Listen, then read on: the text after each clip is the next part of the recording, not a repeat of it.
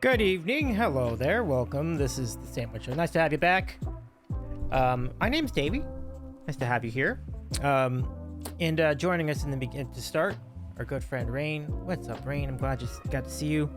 Glad you're doing all right. Hopefully, you will be resting. Will find you. I'm finishing off this Monday Night Football game as we go, so I'm glad to chat with you in the meantime. Yeah, I mean, it's nice to be here. I'm not going to comment on much else other than the minutiae of life. Thanks. Hopefully life is good to you for the rest of the year. Well, I guess we'll find out. Certainly, there have been good things, so thanks for that, Rain. I appreciate you. At the least. Yeah, I know. I realize that. Yeah, thank you. That's nice of you to say. I appreciate that. Very nice. Yeah, I guess we'll have an answer to that in a little bit. But I'm pretty much prepared for whatever. Like, it doesn't even matter. Like, I'm not even that worried about it at this point. So, we're here to salute some really amazing people in the world. Both of them have been incredible music producers. And it happens to be David Foster's 75th birthday this month. And it felt like a really good time to just take a chance to salute somebody who's been an incredibly prolific producer who has been responsible for the success of so many incredible acts. Everybody from Michael Bublé on down to Celine Dion in Chicago, the Tubes. I think Whitney Houston was in on that at some point. Just so many people. I should double check that. I'm not exactly sure, but it's a pretty impressive career. And we found out earlier today that that another iconic producer, Quincy Jones, just passed away. And he had a very long life. I mean, a great life it was. And he was active all the way till the end. I mean, just an incredible career, an incredible life. So, two people with incredible careers. And so what I'm hoping to do tonight with this stream is not only do our usual chatter and music thing, but also feature these folks' music, the tracks they've produced, and some of the great music that's come from their minds. And there's quite a plethora of songs we can select from. So if any of you want to suggest one, please select one in the chat or suggest a song in the chat. I'll play a couple things on piano. We're also doing regular piano requests tonight too. So yeah. Oh man, Alistair, I'm so sorry. Ooh. Oh man. Once I made it with the GPS. Oh, absolutely, Alistair, absolutely. Sending my best wishes to you, buddy. God. Oh. I do appreciate the update, Alistair. I'll give you a shout, but yeah, I agree with Rain. Hopefully some form of good news. And Alistair is all too familiar with what happened to my cousin earlier this year. He was such a big... Alistair has been such a big fan of my cousin's work, specifically his singing. I'm so sorry, buddy.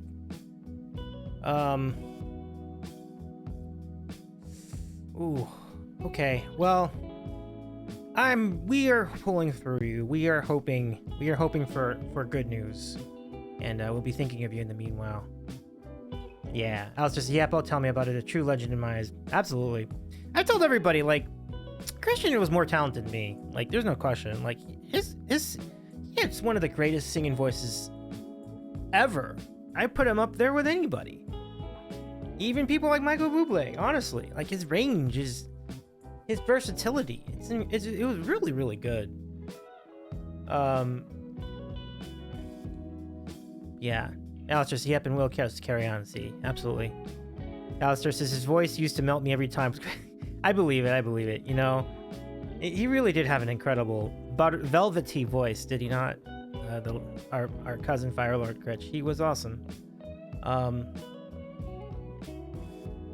Amazing stuff. But yeah, I would say how are you doing? But you've answered that question, and I do hope.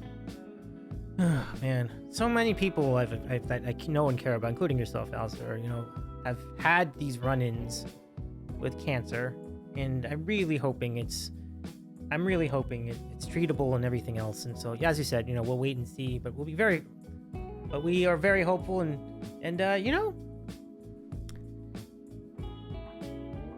I we'll be pulling for you for sure. Either, no matter what, Carrying on. Yeah, thank you. Yeah, for sure. Yeah, and much like my cousin, like, if it so happens as treatment goes, as things happen, it does not have to weigh you down. It never did, even till the very end. Like, Christian was always living life to its fullest, even through all this, and it does not have to stop anybody. And I think that's sort of the magical thing. The truly strong can weather storms even like that, and life can take you in really good directions. Hopefully. But support can do so much, and that's why we're here. And so I'm here too. Alistair, let's keep us posted. Hopefully a good path on the horizon for sure. But yeah.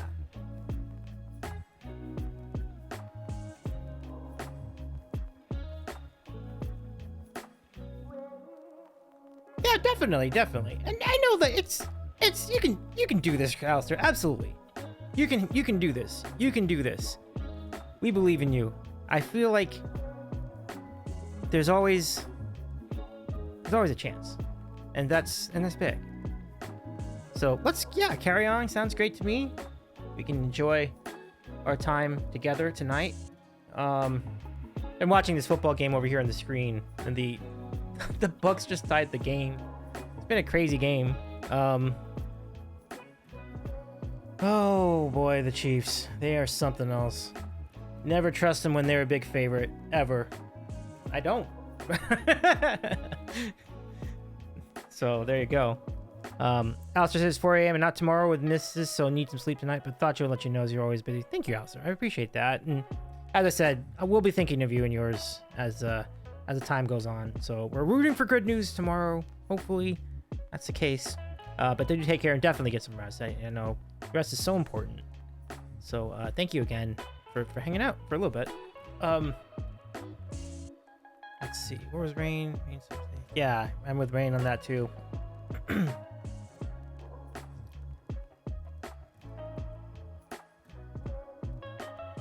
I think I'll just share some program updates. I won't be on stream tomorrow. I will not even be on Twitch tomorrow, could be honest with you. So I'm not even gonna be on Instagram tomorrow. So I am not on anything. I am out. I'll be working for half a day, and then I'm gonna just do something else for the next 8 to 10 or 12 or 16 hours. And then probably not gonna be on Wednesday either. So maybe we'll be back on maybe Thursday. I'm thinking of a plan to switch my Wednesdays to Thursdays. So like Tuesdays and Thursdays are going to be like my new schedule. So I'll update the Discord accordingly. And I think that's going to be good. I think that's going to be good. Those 2 nights seem like good nights. And we'll flip things around as things happen, But that's the tentative plan. Thinking that would make more sense. Wednesdays are so busy, For a good period of time, I was doing the sports podcast on Wednesdays, but then we also have Auburn's show. You have Subby's on. You have so many people are on Wednesdays, so it's like it's tough to find your audience on a night like that. Oh my gosh, what happened over here? Oh, okay. So you just never know. But I'm gonna keep this game running, but we're not gonna stop doing what I'm doing. So let's go ahead and keep chatting for the time being. We'll see what happens. It looks like this game's going to overtime though in Kansas City, so we'll see.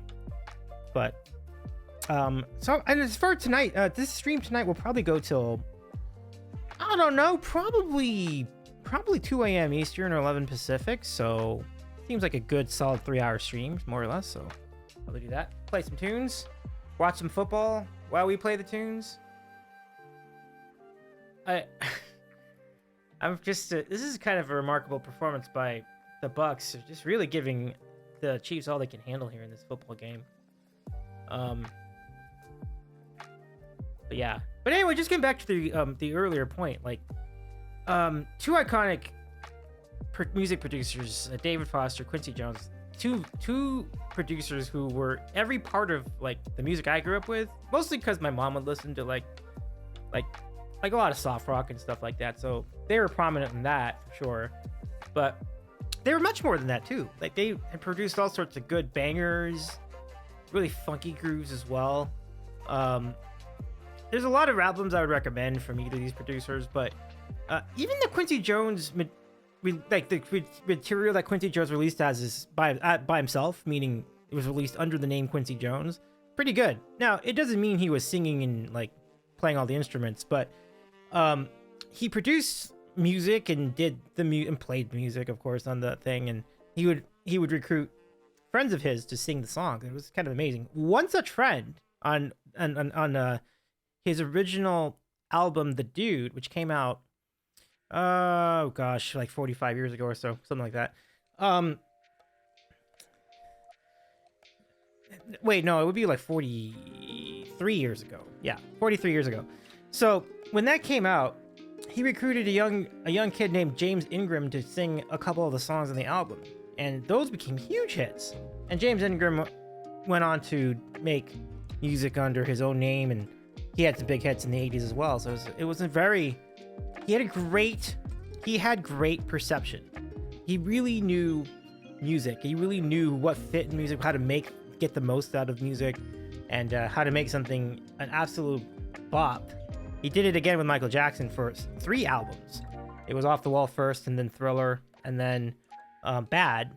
And you can tell his contributions. And like everything you hear from Quincy Jones, whenever you hear it, it's danceable on some level. At least the fat stuff is. Like he's been remarkable. It's a bummer he's gone, but he did live a really long life. So it's been a really long, full life, and we can thank him for all the contributions he's made to popular music. It's been amazing stuff.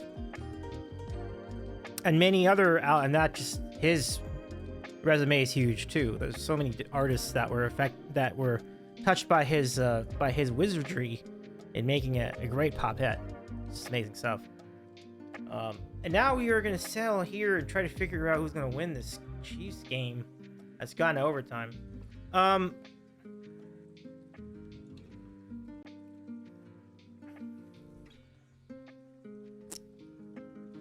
So I think I'm gonna start.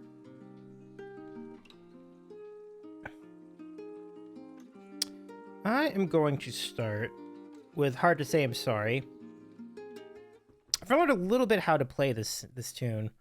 We'll see what this all sounds like on the piano. It's gonna be weird to do this while this game is on, but I'll try. Should I lead off with this? I guess so. It's as good as anything. Let me see. Maybe I'll just play it really slowly.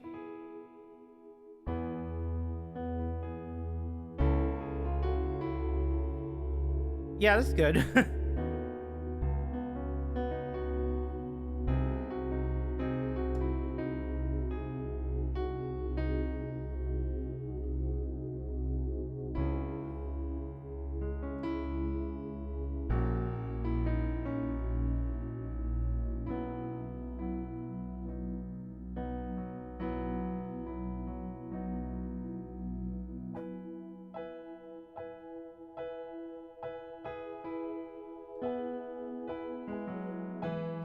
Everybody needs a little time away. My heart to say from each other.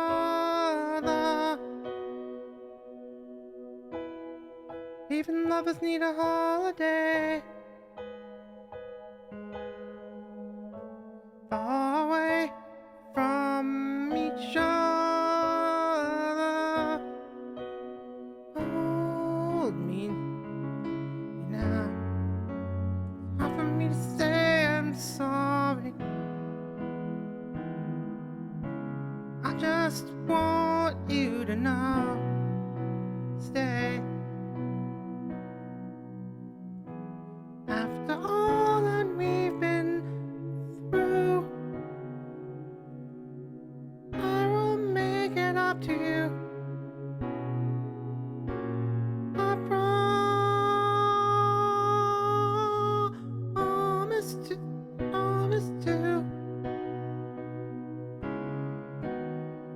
And after all that's been said and done, you're just a part of me I can't let go.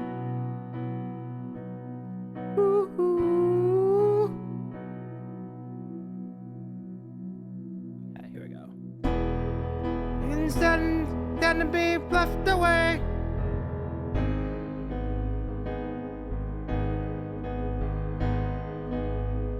just for the day,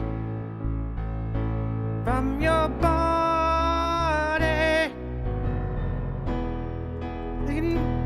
I really want to get swept away, far away from the one that I love. Hold me now. Hard to me to say I'm sorry. I just want you to know. Oh, you know, I'm really gonna tell you I'm sorry. Oh, that's good. I could never let you go. After all that we've been through, I will make it up to you. I promise to. Oh. And after all that's been said and done,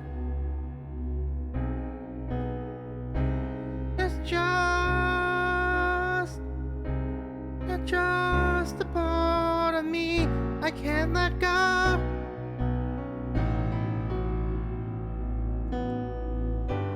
After all that we've been through, I will make it up to you. I promise to.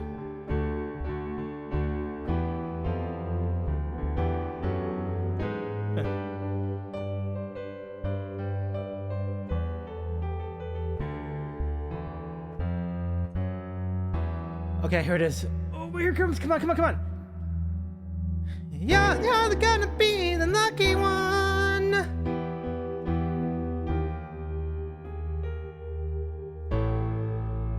No. Let's see. You're gonna be the lucky one.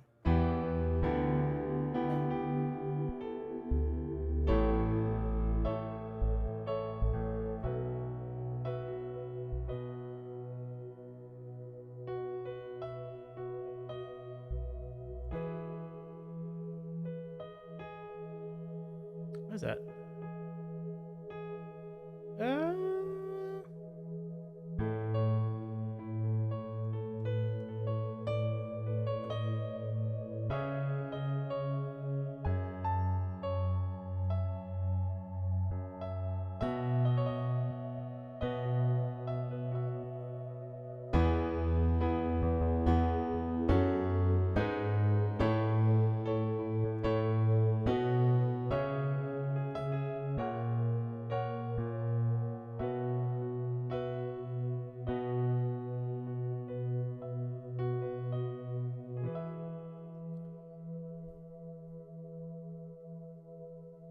Okay, you know what? That was pretty good.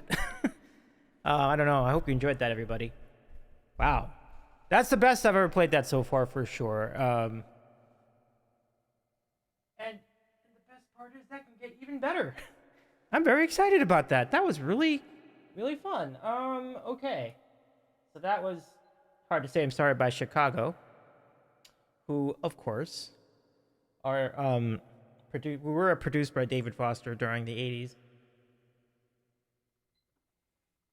I think it's this one.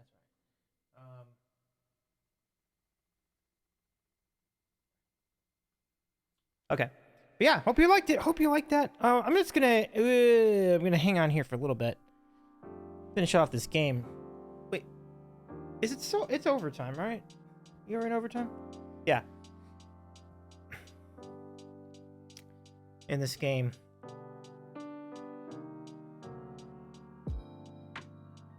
But yeah, honestly, like hey, what's going on, my friend? Also co-written by Foster. Yeah. That's true. True.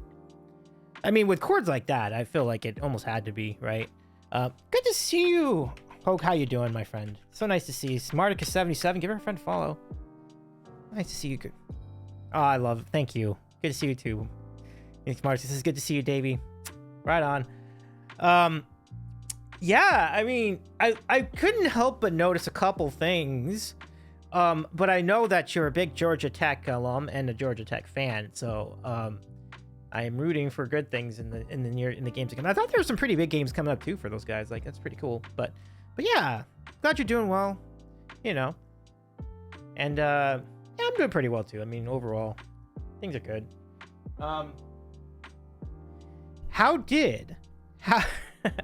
I couldn't help but pop in. I was just lurking, but I was popping in. I was very curious about the Madonna song stream. I did see that.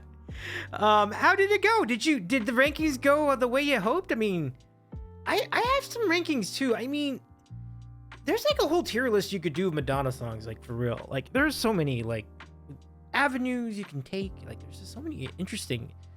There's like the new stuff, the old stuff, the classic stuff, you know.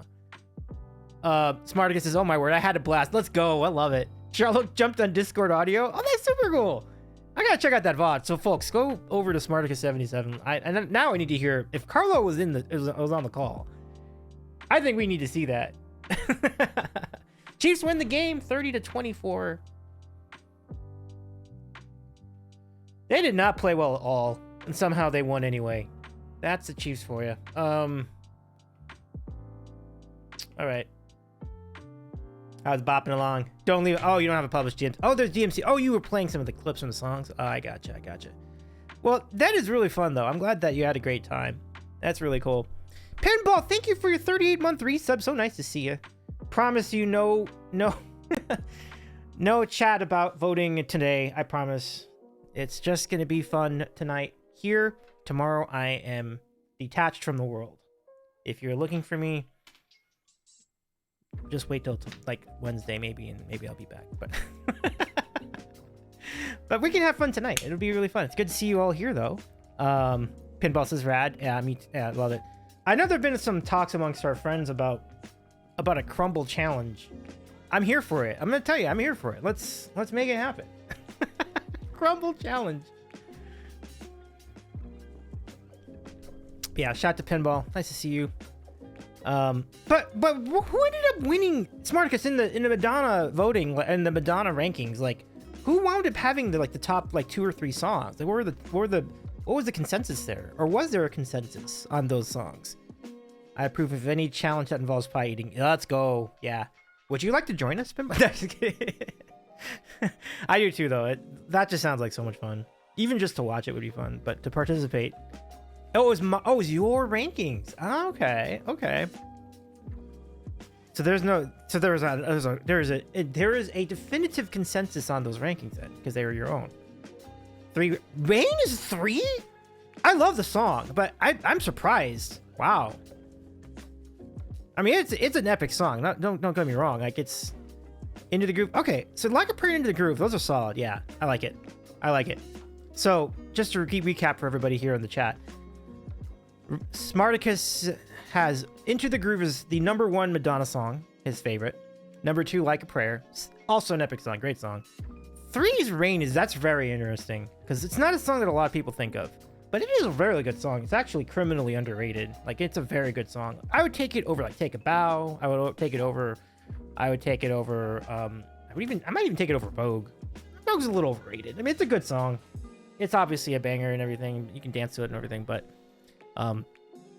Rain is really good. Like, and it's got like the bridge, it's got like the instrumental break, it's got like 3 key changes at the end. It's a fun song. You're listed 31 tracks, so it was oh yeah, that'd be tough. If you heard my context, it might make more sense. Oh, your list only had 31 tracks. Okay, I gotcha. Yeah, gotcha. Yeah, but I mean, one thing that's important with personal rankings is that you're also attaching like your memories of that song, like where you were when you heard it, things like that. So, or what it means to you. So I'm totally down. I have a lot of respect for that. Fun fact about Into the Groove. Let's hear it. But I think all in all, it's a solid ranking. Like, there isn't a bad song in that top 3. Those are great. It's technically her first #1, but it didn't qualify for the Hot 100. But it is still her biggest selling single. That's interesting. It didn't qualify because... I wonder why. It's probably like a ASCAP kind of songwriting thing, maybe. I'm not sure. Warner Brothers didn't officially yeah. I was thinking something like that, yeah. That was the rule at the time. Because why didn't they release it? Because she wasn't, I mean, this is like the very beginning of her career, so it maybe wasn't a big enough name and so on. There may have been parameters that go into releasing a single from an album, right? So makes sense. Interesting. Oh, it was a B-side. Got it. That does make sense. Yeah. When the B-side outsells the A-side. That does happen sometimes. Yeah. And they rank it based on the side that gets played on the radio. So like if it wasn't promoted by the stations, they're only gonna track what side you're like people actually heard, or the ones they requested in the jukeboxes at the time. Anyway, you're talking about 2 legends that felt mean. I'm talking about 3 legends now, including yourself too, Hoke. But yeah, no, but for sure, it's these legends are amazing. I just love. There was a video that came out that broke down how David Foster writes songs, and actually he has a formula just as rigid as any other producer's formula, and it is wild.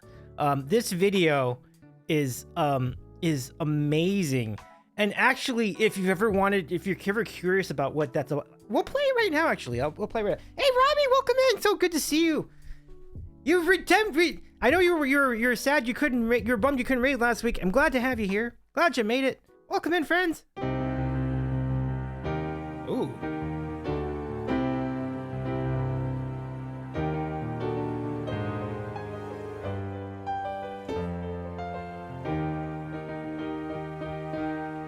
I predict the riot.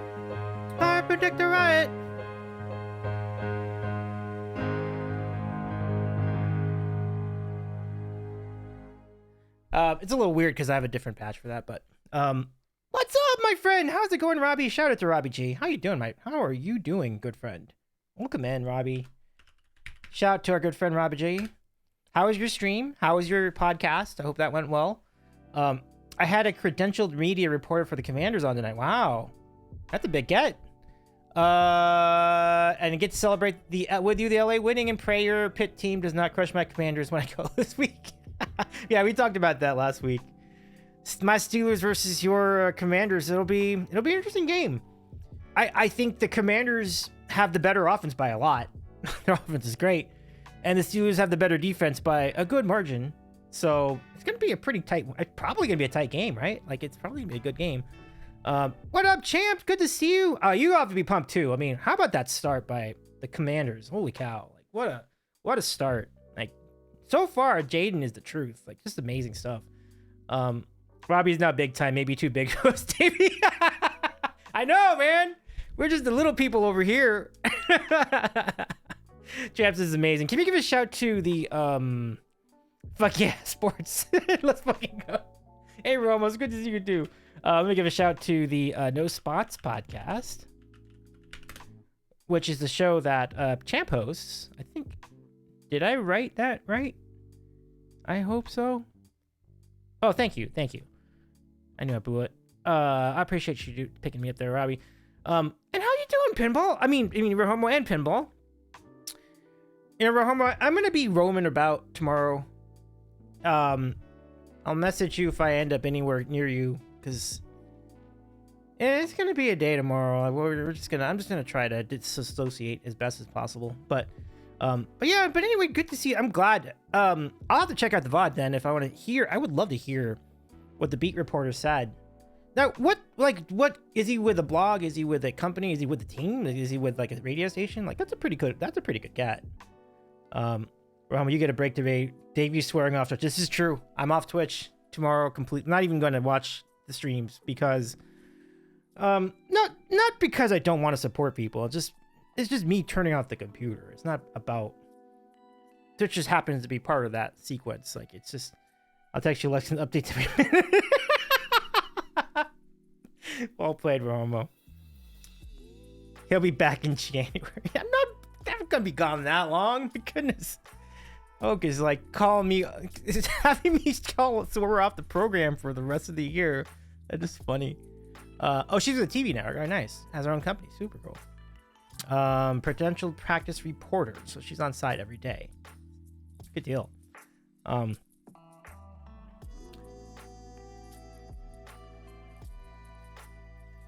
Yeah, that is pretty cool. But yeah, but thanks everybody for the raid, Robbie. It's good to see you. My name is Davey. I'm a variety streamer based in Los Angeles, California. We do chatting as well. We've had people on. We interview folks as well. Although we tend to talk about less about sports, but not exclusively. We do get into sports sometimes on this program. So we are going streaking. Look at that, Robbie, your 5-stream streak. Love it. Watch out for the cops. Congratulations. Thank you so much for your 5-stream streak, my friend. Let's see. Ramos is still too much. Yeah, that's fair.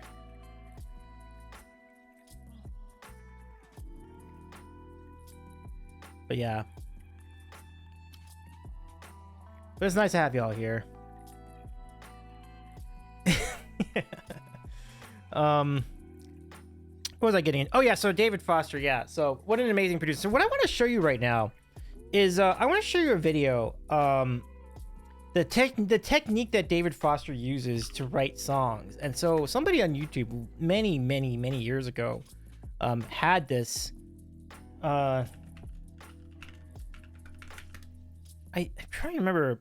Oh yeah, David Foster did do The Secret of My Success. Holy cow. I forgot about that. I think there was a song that he produced for that movie. Totally forgot about that. Song construction. I don't know how I would look this up on YouTube, but I found it one time and I gotta see if I can find it. But the way he writes the songs. Charlie, what's going on? So good to see you. Thank you so much for your 16-month resub. Ramos is so good. There's a real mod here. By the way, how was your weekend, everyone? Hope your weekend is good. Hey, King, what's going on? Shout out to King Dambreaker. What up, King? Good to see you. Let us see. Let me see if I can find this video I was talking about. Because I saw...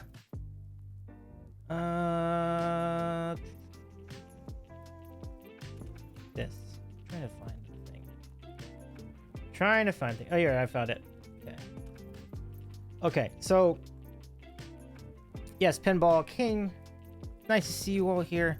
How was your all's dinner? Did you enjoy National Sandwich Day yesterday? It was National Sandwich Day yesterday. Big thanks to Half Pint Carrie for mentioning that to me. I took advantage. I got a sausage sandwich. It was a banger. Oh yeah.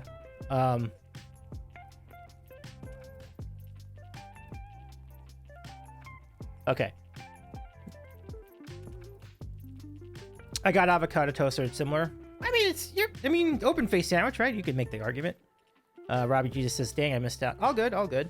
I always say, and it's bass clarinets also was disappointed that he missed out. But the good thing here is that it's never too late to celebrate. You can celebrate today too. I feel like Sandwich Day never truly ends, so you can carry it over to today. I would certainly honor it. Or I'm out here putting out fires and being the hero. True, true. Let me see. But I'm glad you're all here, and I do appreciate the raid once again. And Charlie, thank you for 60-month resub. I'm just repeating myself at this point. So, you gotta see how David Foster composes music. It is David Foster's 75th birthday this week, and I'd like to show this to you. So this is Matt Day on YouTube. Let me go give you a link to the YouTube video. Matt Day, Matt Day breaks down David Foster's secret. Wait, we have a almost a hype train. Oh my goodness. Holy Moses. Thank you so much for the gift sub to Robbie G, Tina. So good to see you. I hope you're well. Nice to see you, Tina. Welcome in. Okay. So I'm going to play this. I don't know if... But nice to see you, Tina. All right. Now, I have to go to bed, but hi, Tina. Good to see you. Welcome, Tina. Thank you so much for joining in for a little bit tonight. I do appreciate that. Great gift sub greatly. You're very kind, my friend. And yeah, like, here's to a good tomorrow for you. Hopefully it goes well for you as well. And, oh my goodness, we have a hype train! Oh my goodness!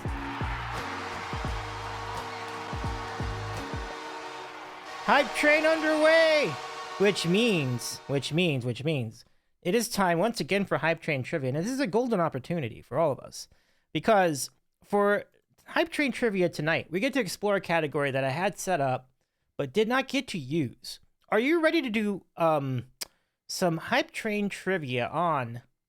what are we going to go with here? There's a couple of these we could go with. We have The Simpsons, we have Christmas music, and we have 2000. We did 2000 music a little bit ago, so I won't do that one again. So Simpsons catchphrases, Nicolas Cage, or Christmas music. Which of these do you, or let's say holiday music for our purposes. Which of these would you like to go to? Billy Joel. Oh, is there a Billy Joel trivia? That would be kind of cool. Let me go double check. I don't know. Do I have? I think I do have Billy Joel trivia, actually. I think I remember doing this. Yes, I did. Okay. Let's do some Billy Joel trivia for Tina. Let's do that. Because I remember, yeah, I think we could do this. Okay.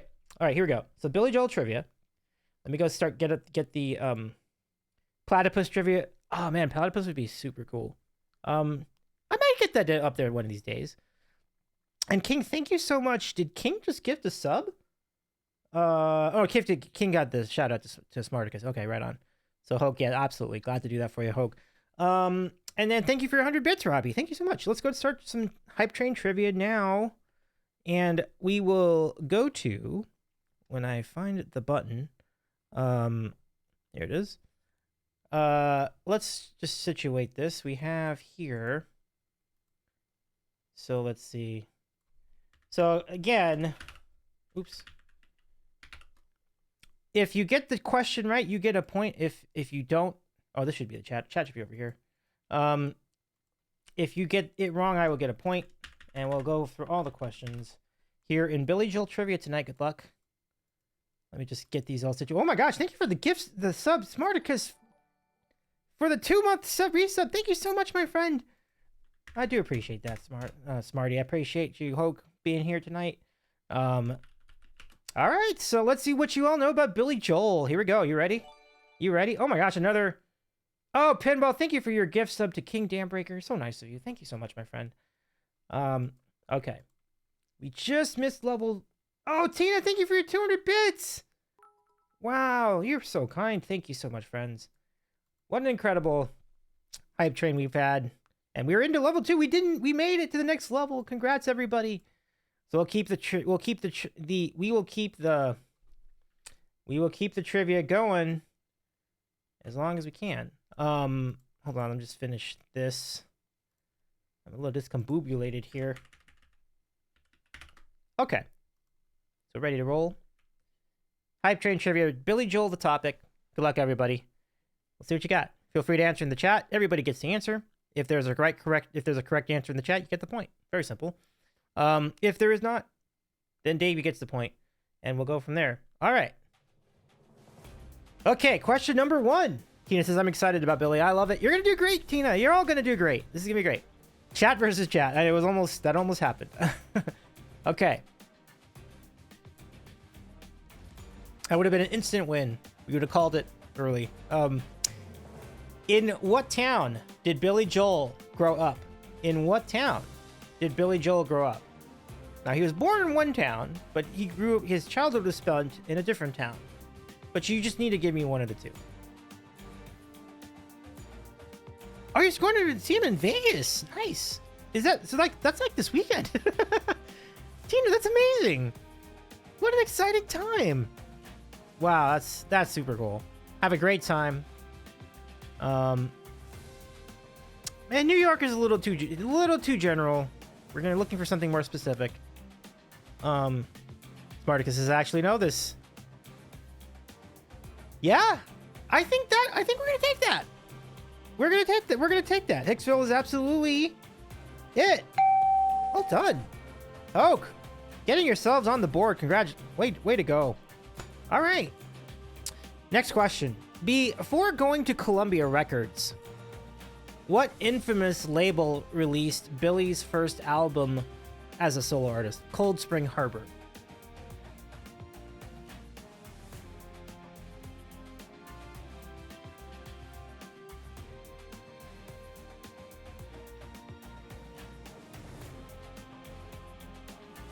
It's a tough one. Deep cut. I mean, this is tough. Tina and Spartacus, what do you have? These are specific.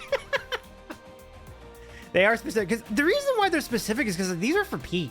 I wrote these for Pete from Brookstone Bard, so I was like, I wanted to get really specific. So, these may wind up being pretty tough, but we'll see how it goes.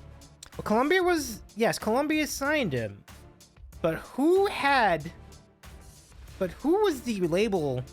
I'll give you a hint. It was in LA. Who was the LA? It wasn't a big label either. It wasn't like Warner Brothers Records, or it wasn't like Motown. It was a very small label. I'll give you a hint. When he did sign with Columbia Records, their label actually had to put their logo on Billy's records for the duration of his time with Columbia until about 1992 or something like that. So, or maybe 1989 was the last one. So you've seen the logo. Kingston CBS Radio. Not the answer we're looking. We'll move on. We can go back to it. Okay. So we're gonna skip that for now. Next question. How many instruments are played during the song For the Longest Time? Everybody remember that one? How many instruments? We can lose a point, it's okay. King says 0. Tina says 0. That's not the answer. Can anyone else come up with the answer? Smarticus says 2. Brohomo says 2 as well. Robbie also says 2. You're right. It's 2. It is an a cappella song. However, if you listen carefully, there is a bass line played by a bass guitar, and there is a snare, like a little snare brush going on during the song. It's very hard to hear, but it is in there. So you all did great. That is a point for you for the chat. That brings you up 2-1. Okay, and thank you again for the hype train. Amazing, really generous of you all. Okay. Next question. Which Philadelphia radio station is best known for putting Billy Joel on the map nationally in 1972? He did a concert for this radio station in Philadelphia in 1972. There were a couple songs that he did that were really notable. I think the most notable of those songs was Captain Jack. So can you name the radio station? Gets the hell out of the way, Smarticus. This is why I wanted this.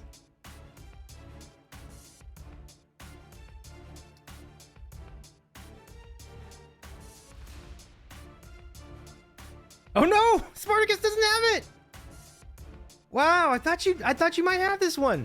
It's not obvious for sure. I will say people in Philadelphia would know the answer because they're very proud of this fact.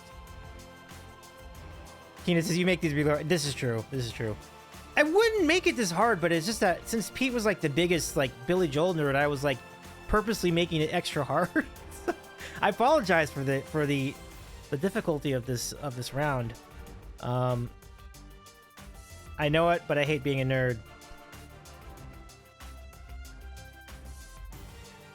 No need. Okay, right on. Thank you. There'll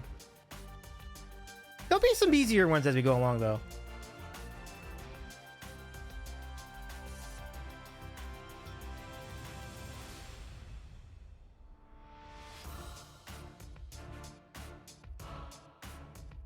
I love that you made it for Pete. Yeah, yeah. It was good times. I think there's a when we did the VOD of my spot with Pete should have that trivia in there somewhere. I think we did that during the show. Marticus says it's WMMR. You are correct. WMMR FM was the station. Great pull, Poke. A great pull. Sigma Sound Studios. You are correct again. Phenomenal. Hoke says, I know it, but I hate being a nerd. No shame in it. That was great. All right. Next question. So, if you remember in one song, he talks about walking through Bedford-Stuyvesant alone. What exactly is Bedford-Stuyvesant? What is it? What is he referencing? What is the name of?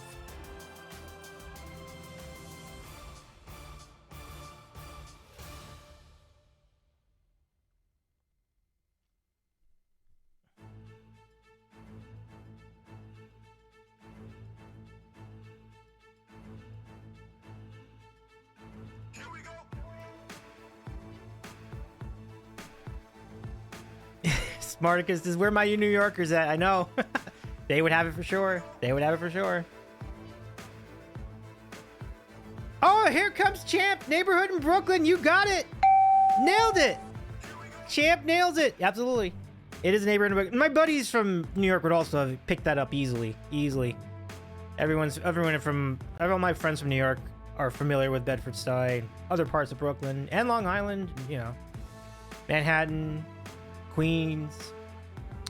Yeah, but that's a good pull, Champ. Nicely done. He rode his motorcycle in the rain. He did. All right, so next question. Bed-Stuy. Yep. Figured it was Geo, but exactly no idea where exactly. All right. Next question. Which game show was referenced once in Billy Joel's lyrics? Which game show was once referenced in the lyrics of a Billy Joel song?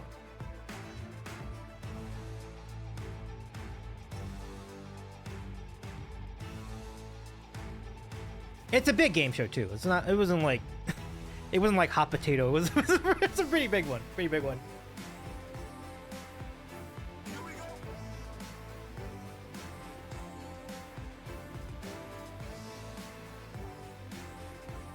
Smarticus says, you may be right. Yes. One of my faves. Love it.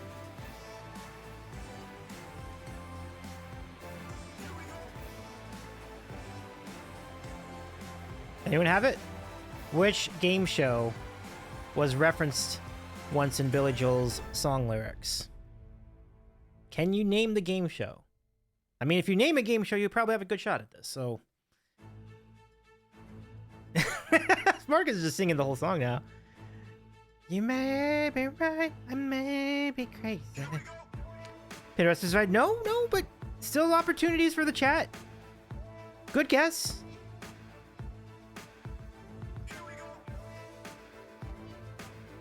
Anyone else?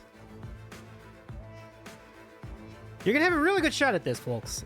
There are, I'm counting at 11 people in the chat, so you have 11 possible choices. Legends of the Hidden Temple. I love the answer. I'm sorry to say that's not it. For Homo, I love it though. Proved you wrong. Oh man, so good. Anyone else? Nickelodeon. Okay, now we're just getting ridiculous. Like, we're Guts. Do you have it? There's gotta be a line here somewhere. Wonder if it's from Start the Fire. I can give that to you. Yes, it was. It was from We Didn't Start the Fire. Thunder, it's great to see you. Give me a good shout to Thunder at 81. Welcome, friend.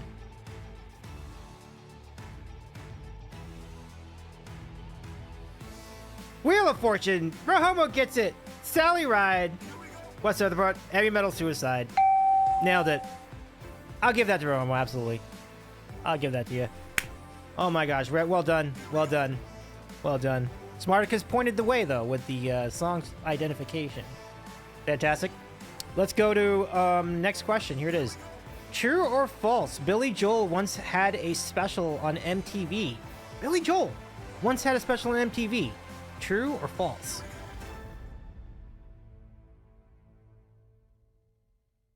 Only two choices. Rahoma says true. Robbie says true. Wait, Rahoma, you can't say true and false. So did you... I'm going to go with your first response. But Robbie also says true. And you're right. He did. It was in 1982. He hosted a masterclass special. 1982. Nailed it. So out of 7 questions, the chat has 6 of them right so far. It's great.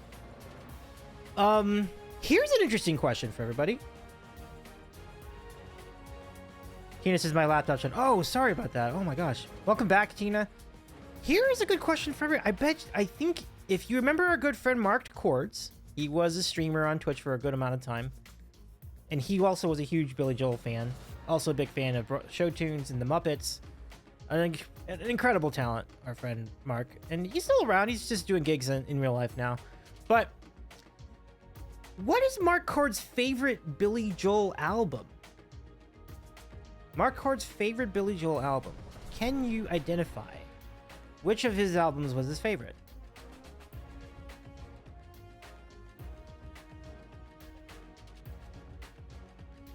Smarticus says, yeah, it was 4.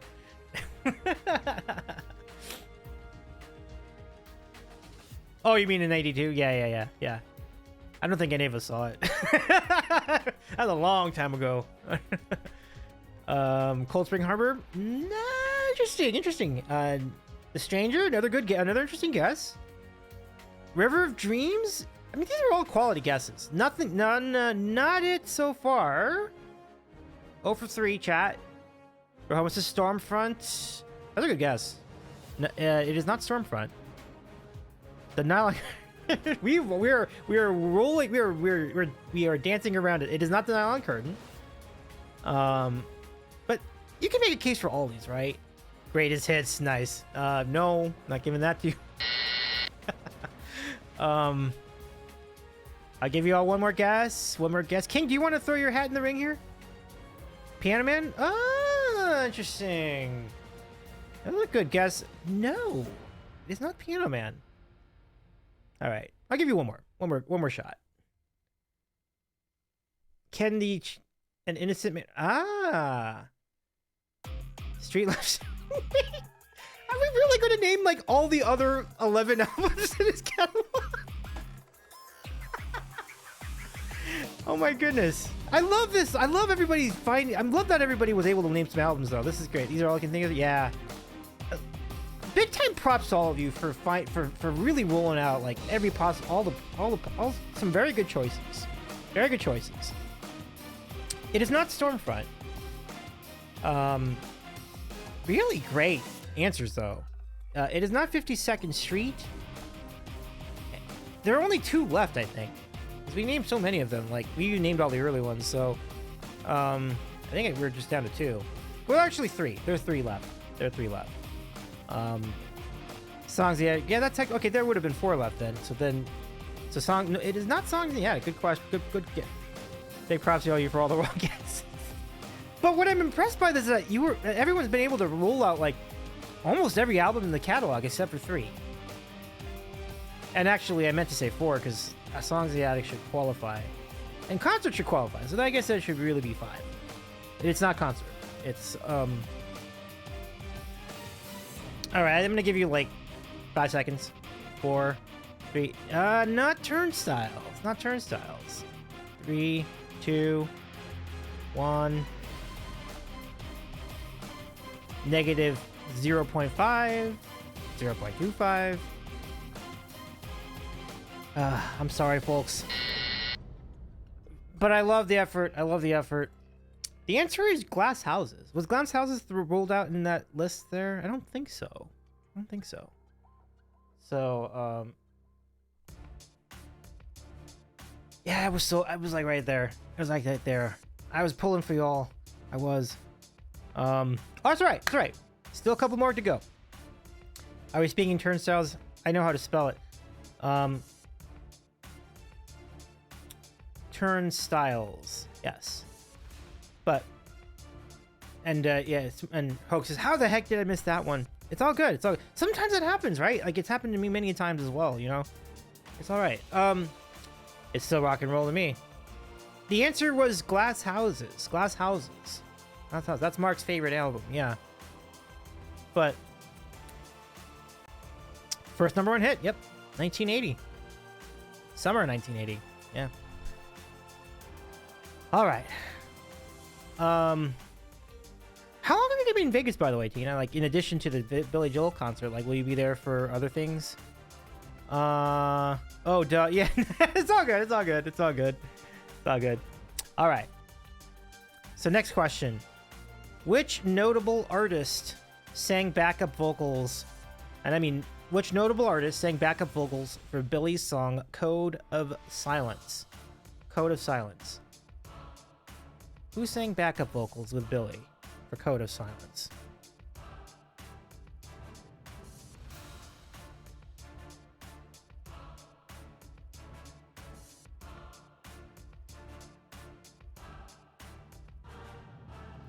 When the song came out, this notable artist... Oh, Tina's got it!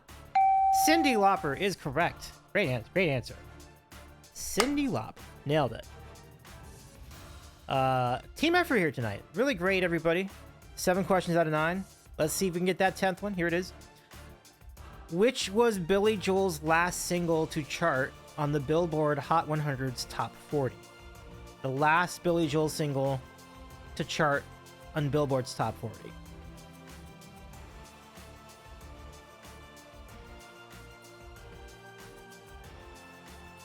I looked this up to make sure, too.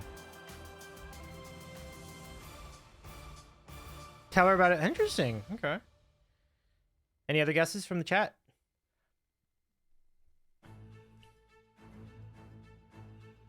Oh, boy.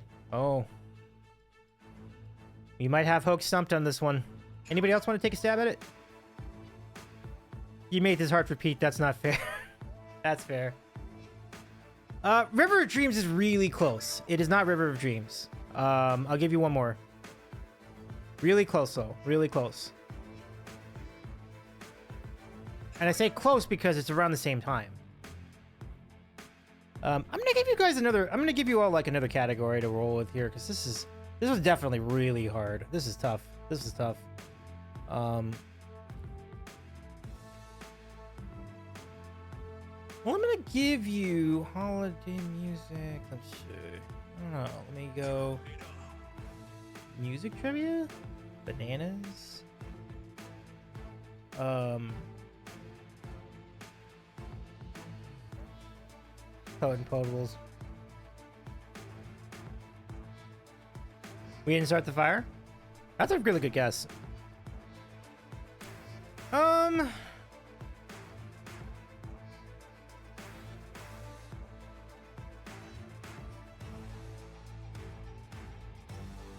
Okay, I'll give you one more guess, friends. One more guess.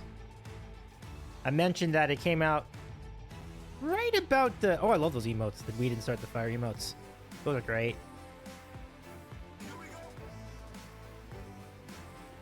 I Go to Extremes. Yeah, that's a good one, too. They're all kind of close.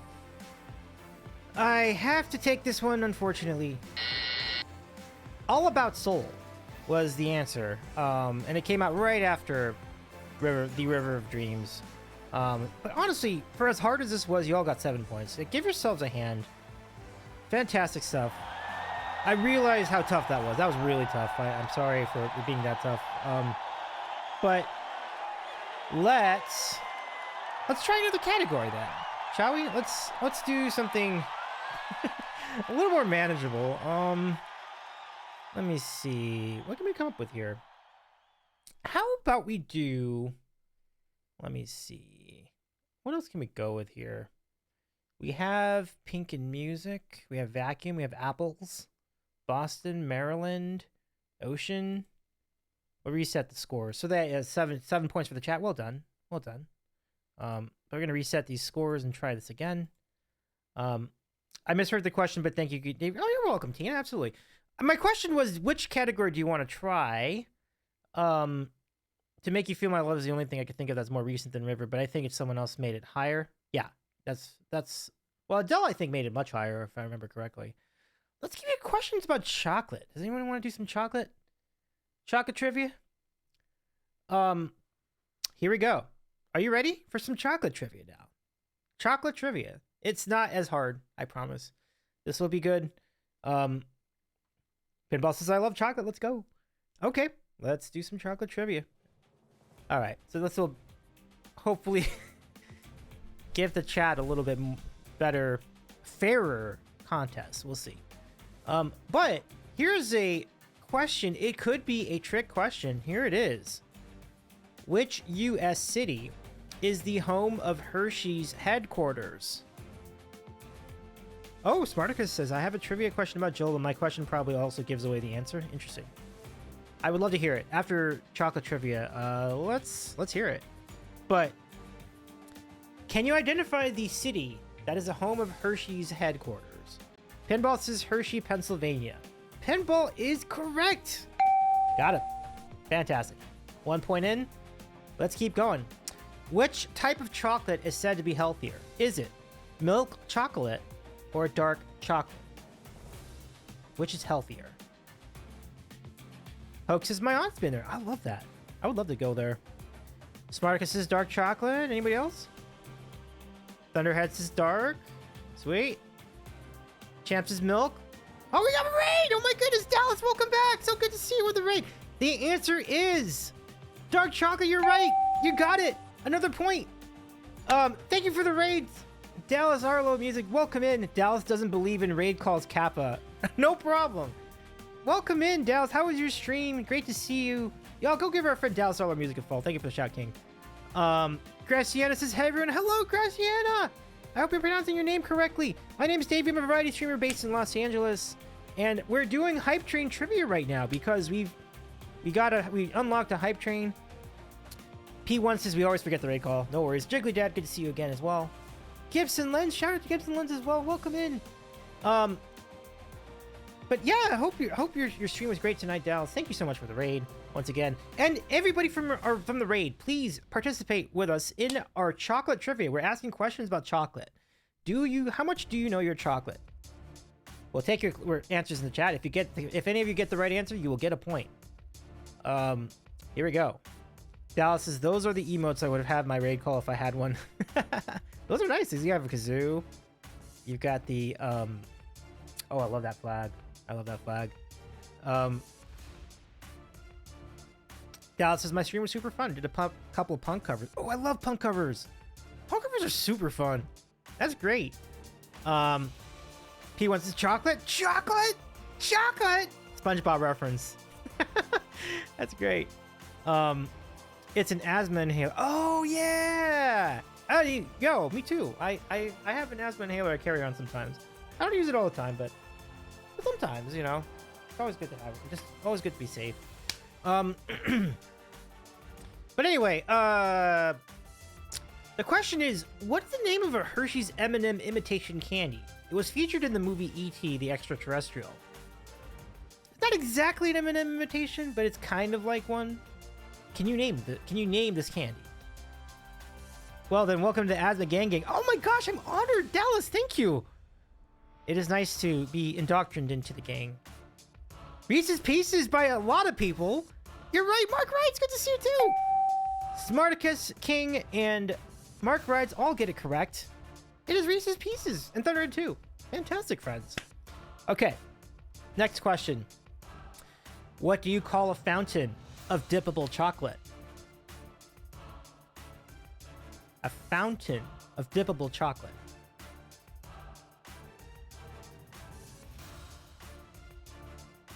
P once says cries we don't have any of these things. Oh, I got you. King says fondue. Smarticus says fondue. You're right. Dallas Arlo says have to head to bed. Lovely to be able to raid you. Thank you so much, Dallas. Much love, my friend. It's great to see you again tonight. Thank you so much for the raid. Do have a great rest of your evening. Do rest well. And here's to a good tomorrow, we hope. We'll see. We'll see. It's so nice to see you, Dallas. Thank you again. Yeah, again, shout out to our friend Dallas. Yo, give her a friend a follow. What a talent. What a talent. Amazing stuff. A great voice. Great. Loves to play that Wurlitzer too. It's a good time. It's a good time. Yo, check out our friend Dallas Arlo. And a good friend. It's really nice to see you again, my friend. And all of your cool friends from the raid. Jiggly Dad says, I call it a really high maintenance birthday party for my daughter. Chocolate fondue. That's great, Jiggly Dad. It's so good. All right, next question. Here it comes. Which book tells the story of a boy who won a chance to visit a famous chocolate company? The book that tells the story of a boy who won a chance to visit a famous chocolate company. P1 says Charlie and the Chocolate Factory. P1, you are correct. Fantastic. That's very well done. 5 points. Perfect so far. All right. The wallpaper tastes like wallpaper. Charlie and Chocolate Factory. Come on now. Oh, no, for sure. That one is a very, very gettable one for everybody. Willy Wonka and the Chocolate Factory. Well, I mean, the movie, it's kind of right. It's, the movie wound up being called Willy Wonka. All right, question number 6. What is, the snozberries taste like snozberries, says Gibson. Yeah. Veruca's one was, wait, was that Veruca or was that Violet who said that? I think it was Violet who said that, right? Violet Beauregard. My memories on that is a little shaky, but I believe that's right. Okay, next question. This chloroform smells like... Oh no! Dallas. My God. Oh, that's funny. Fall asleep. Oof. All right.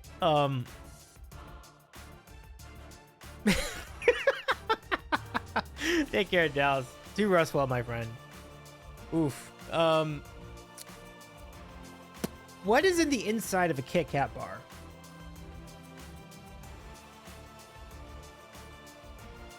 What is on the inside of a Kit Kat bar? Joy. Well, that is technically correct, yeah. Regret? We have a difference of opinion. Wafer. Mark Ride, you are correct. It is a wafer, and Thunderhead gets it too. Fantastic. Well done. Okay. 4 to go. What is the name of a chocolate-coated ice cream bar with no stick? A chocolate-coated ice cream bar with no stick. Rahomo says, you cannot ban Moderator King Danbreaker unless you're the owner of this channel. Oh, no. Ooh, that's... Ooh, King. Because for me, I love Kit Kat bars, so I think that one I will take Rahomo's side on that one. Ice cream sandwich, yeah, but more specific. Al joking is salad. What's up? Going on? So good to see you. Klondike is correct. Smarticus says it too. Got him. Klondike bar. Y'all are perfect so far. 7 for 7. Fantastic.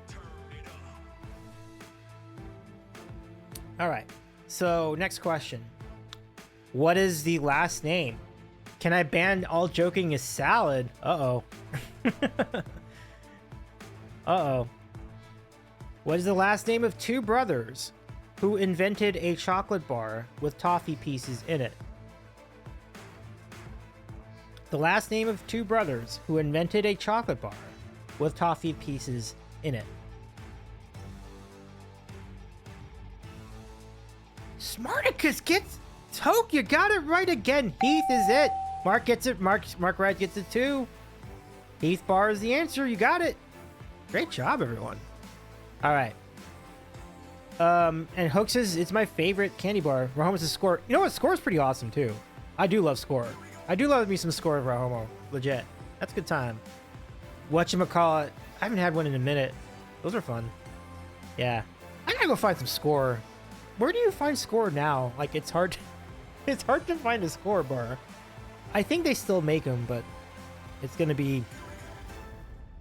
I better go look on Amazon and see if they have Score. If they do, I think I'm gonna get some. Like, that sounds great. All right, just a couple left. Here we go.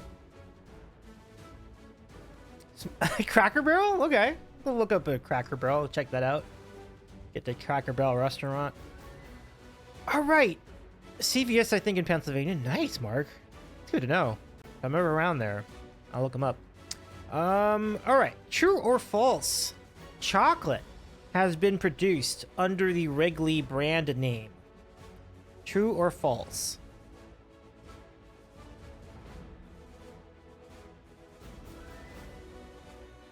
P1s is false. P1s are correct. It is false. They only make gum and maybe some hard candy, but they've never made chocolate before. And yeah, Hoax right too. Wrigley seems unlikely. False. You're correct. Last question. Here it is. Can chocolate be a type of soda? True or false? Chocolate is a type of soda.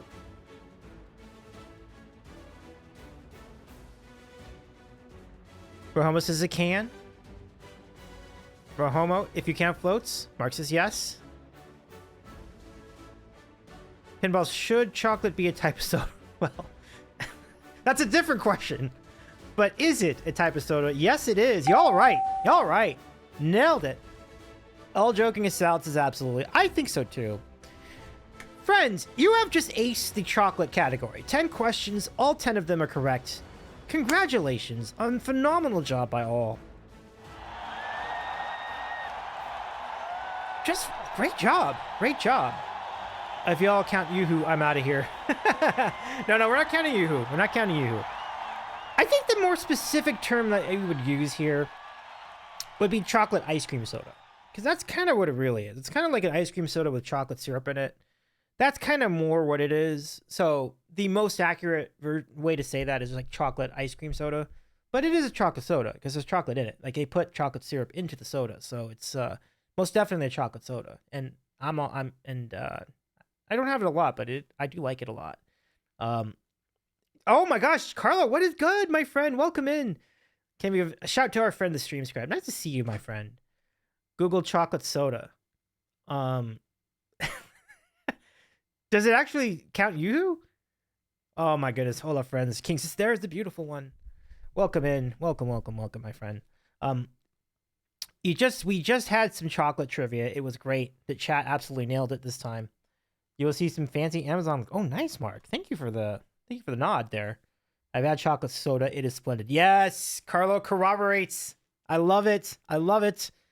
Oh, Rocco Fizz too, Mark? Nice. That is actually pretty cool. So thank you everybody for playing along. That was really fun. Oh, that is loud. Holy crap. Okay, sorry. I'll bring that down. But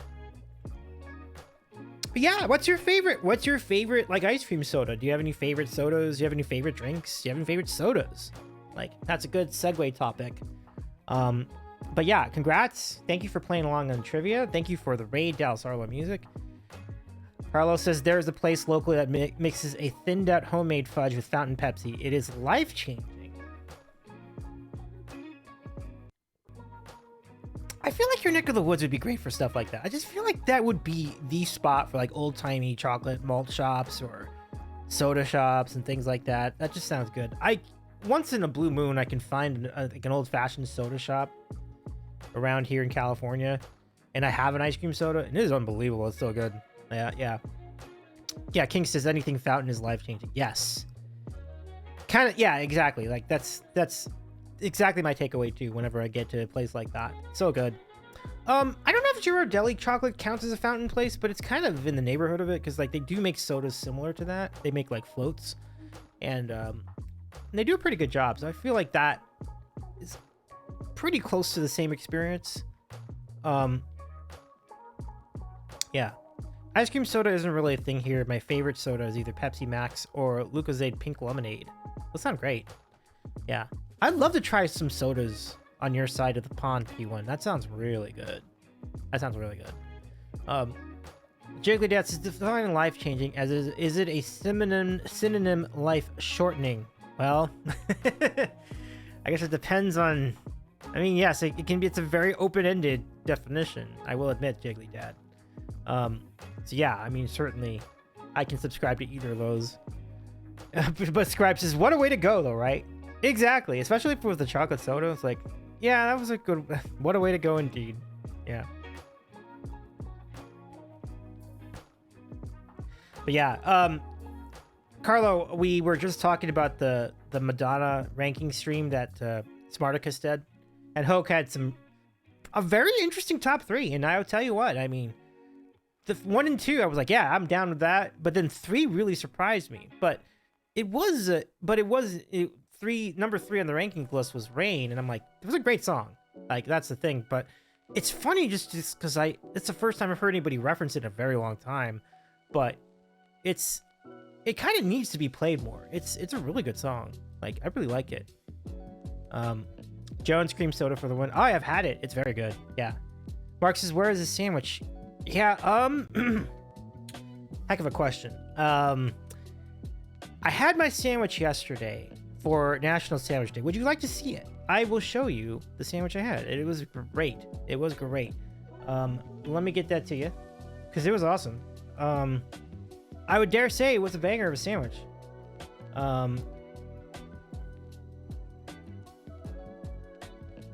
Give me a sec here. I'll get that to you. All right. Oh, you got sandwich porn too? Nice. Let's go. I will accept your sandwich prawn. Okay. So let me just zoom in on this a little bit, and then I'll just show it to you.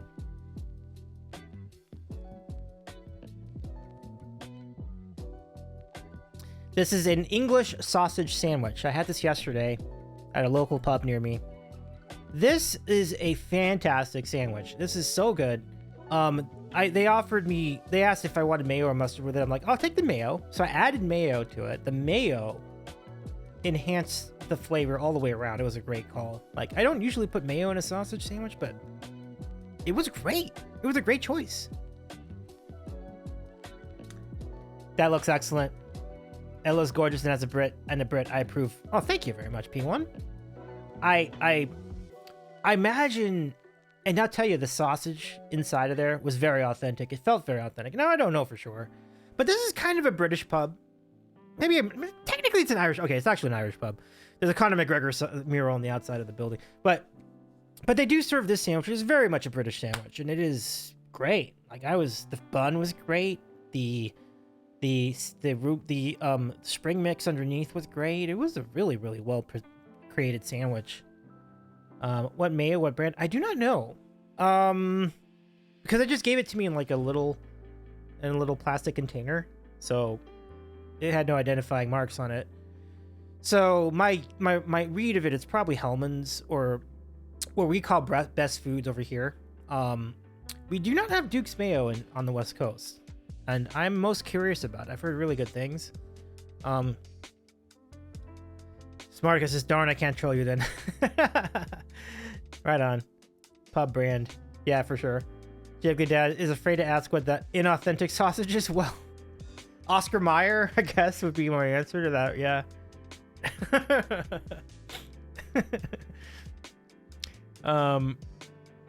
Robbie says, I gotta crash, but have a wonderful rest of your night and stream. Thank you so much, Robbie. And y'all go follow Robbie G Sports on DHP. It's nice to see you again, Robbie. Thank you for the raid as well. It's good to see you all. P1 says, you wouldn't typically get a sausage sandwich like that. A sausage sandwich here is normal white bread, toasted with either 2 fat sausages or 3 to 4 smaller sausages with ketchup or brown sauce. Oh, you know what? We have HP sauce. I could have used that as well, but I put it on the fries. The HP sauce is really, really good. Like, I really enjoy. I don't know if that's an actual brand of sauce in the United Kingdom or Great Britain, but it certainly is in the spirit of one. It's great. Yeah. HP brown sauce, nice. Okay, so I'm gonna order this again. P1, and I will put the HP into the sausage sandwich, and I gotta imagine that's gonna taste really good. Yeah, I did not think that the bun was a traditional type bun, but it's a pretty good move because it was really good. It's really good. You get a sausage muffin like that though. HP brown sauce, nice. Phony baloney. We're almost onto it. I agree.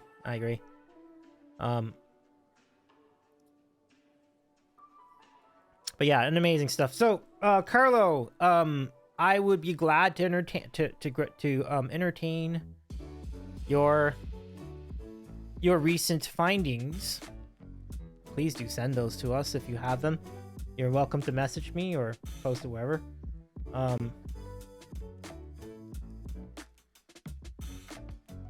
Even better if there's a fried egg and it's a little runny and a slice of bacon in it. Now I'm hungry. I am too. That's great. That's really inspired. Yeah. I think egg makes pretty much any sandwich better. Egg definitely makes a hamburger better. Eggs are good. Carlos says Aldi's Deli Roll, warmed and spritzed with Texas Pete's hot sauce and half a cup of Ken's Boom Boom sauce. Smear a layer of cream cheese, sprig of basil, dash of light pesto. Add a quarter pound of thin sliced Dietz and Watson roast beef. Okay. Would you accept boar's head as a substitution? Because I think both of those are good. Both of those are very good. Half of roasted red pepper. Both microwave for 30 seconds to take off the chili from refrigeration. 6 cubes of your favorite pepper jack. Melted in a microwave for 20 seconds. What I call a poor man's fat food queso. Drizzle it, eat it, you like it.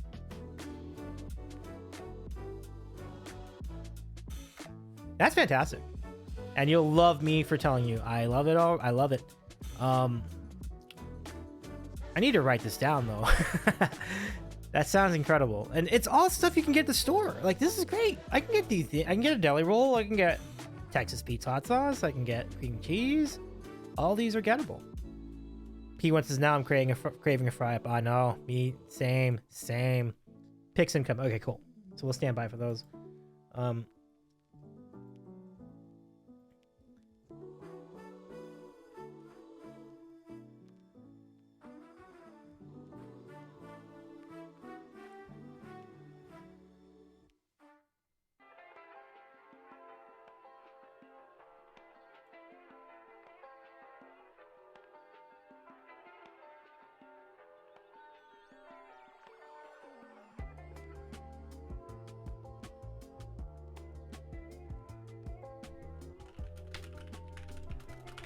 Still waiting for that photo, folks.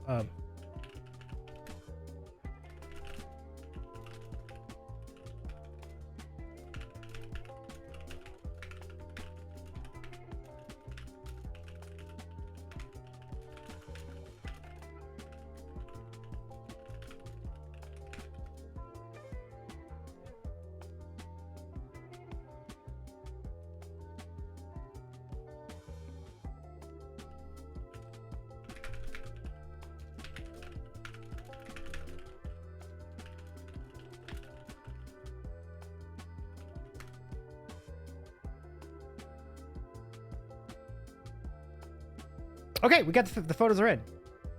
And oh, the footage is incredible, folks. The footage. Let me just see what this looks like. Where's this going? I guess it's alright. This.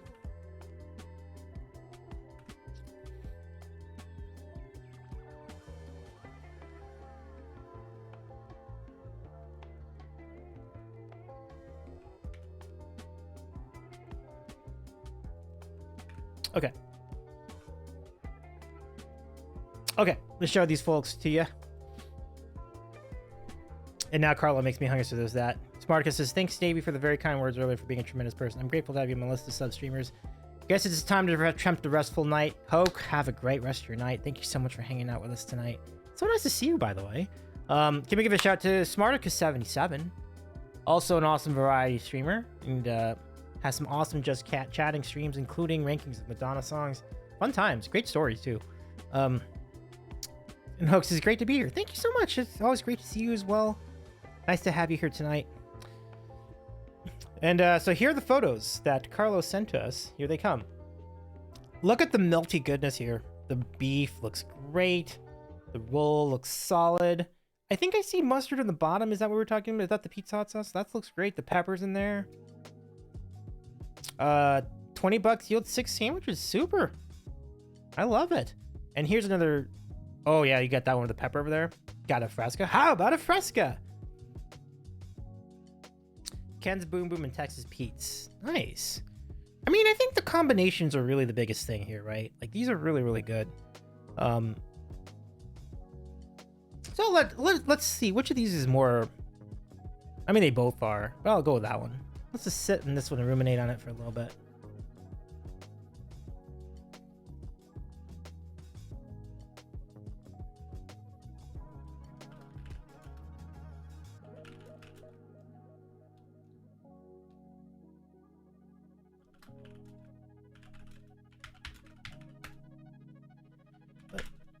Yeah.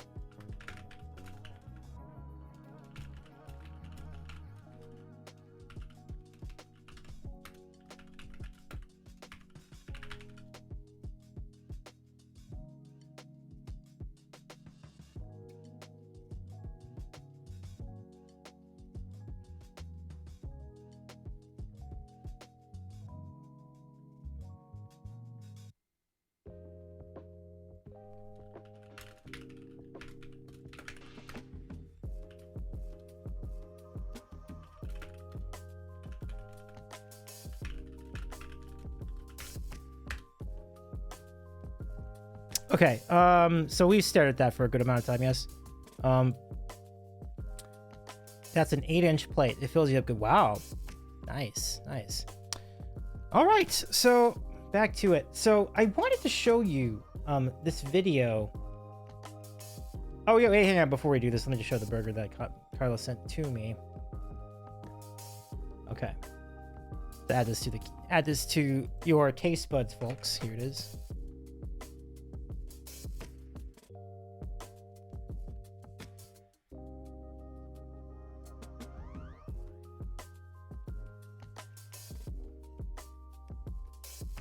You don't gotta show all my porn. I think I do. but no, I appreciate you, Carlo. Yeah, that's a nice burger. I don't. What's on the inside of that though? Is that like pulled pork?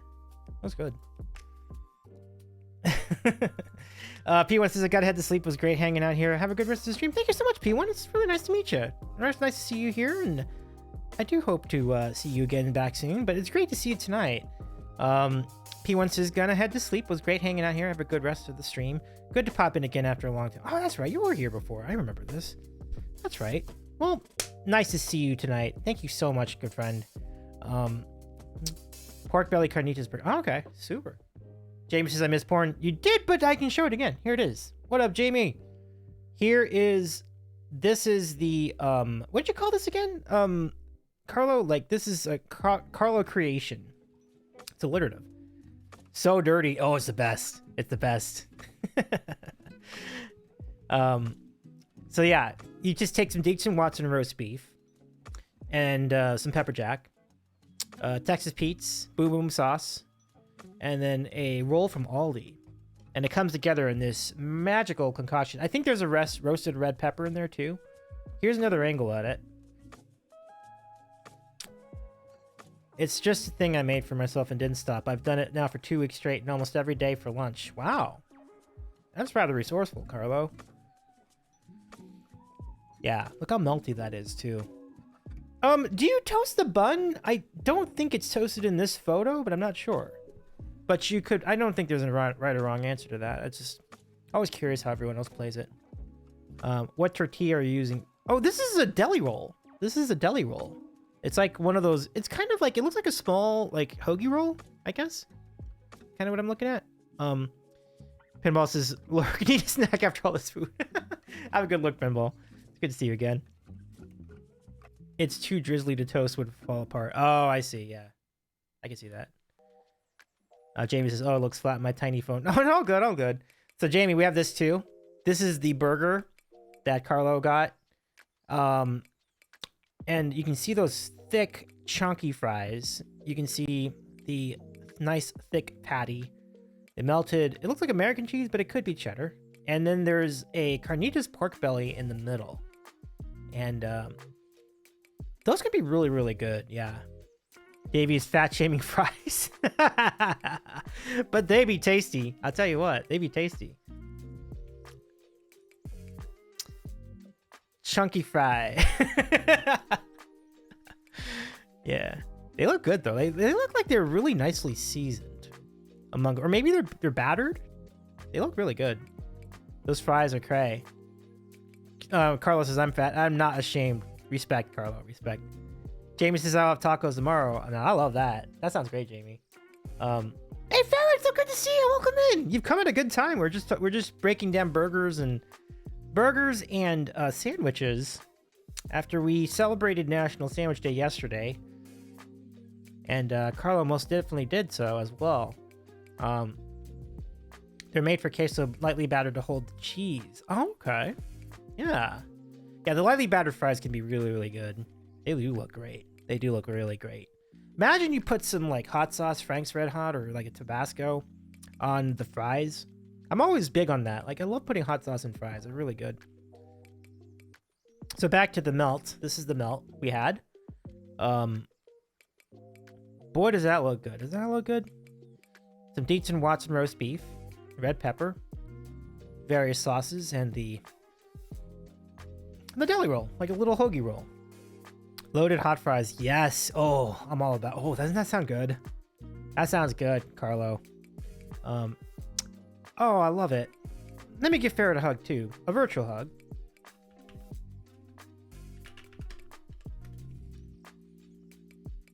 Ferret says, "I like Peck's pepper sauce." Yeah, good times. Good times.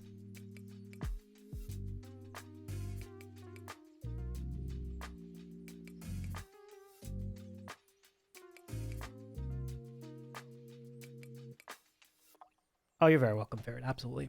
Glad to be here.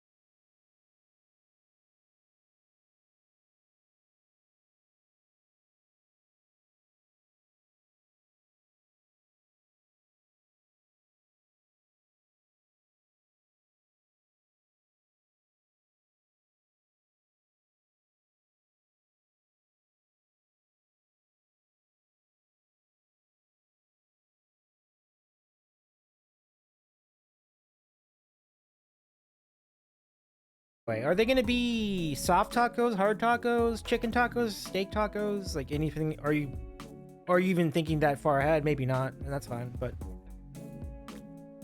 Prawn Wave 2 incoming. Since we're talking nachos, I need my hip waders. Fair. That's fair too. Yeah. Right now, all I have is water, but I did have a really good sandwich. Oh, Ferret, I don't think I've showed you the sandwich yet. This is the sandwich I had yesterday. I shall show you. This is a phenomenal British sandwich. A take on a British sandwich. This is a British sausage sandwich.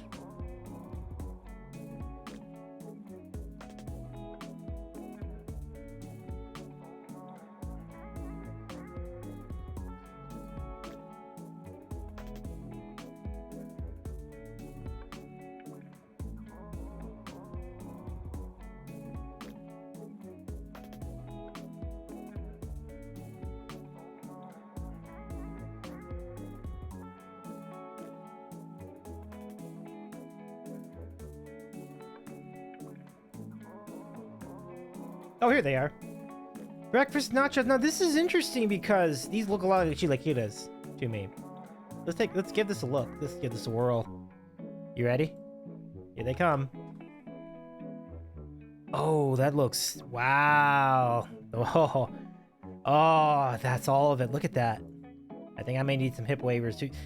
Yeah, you got the eggs. You've got the...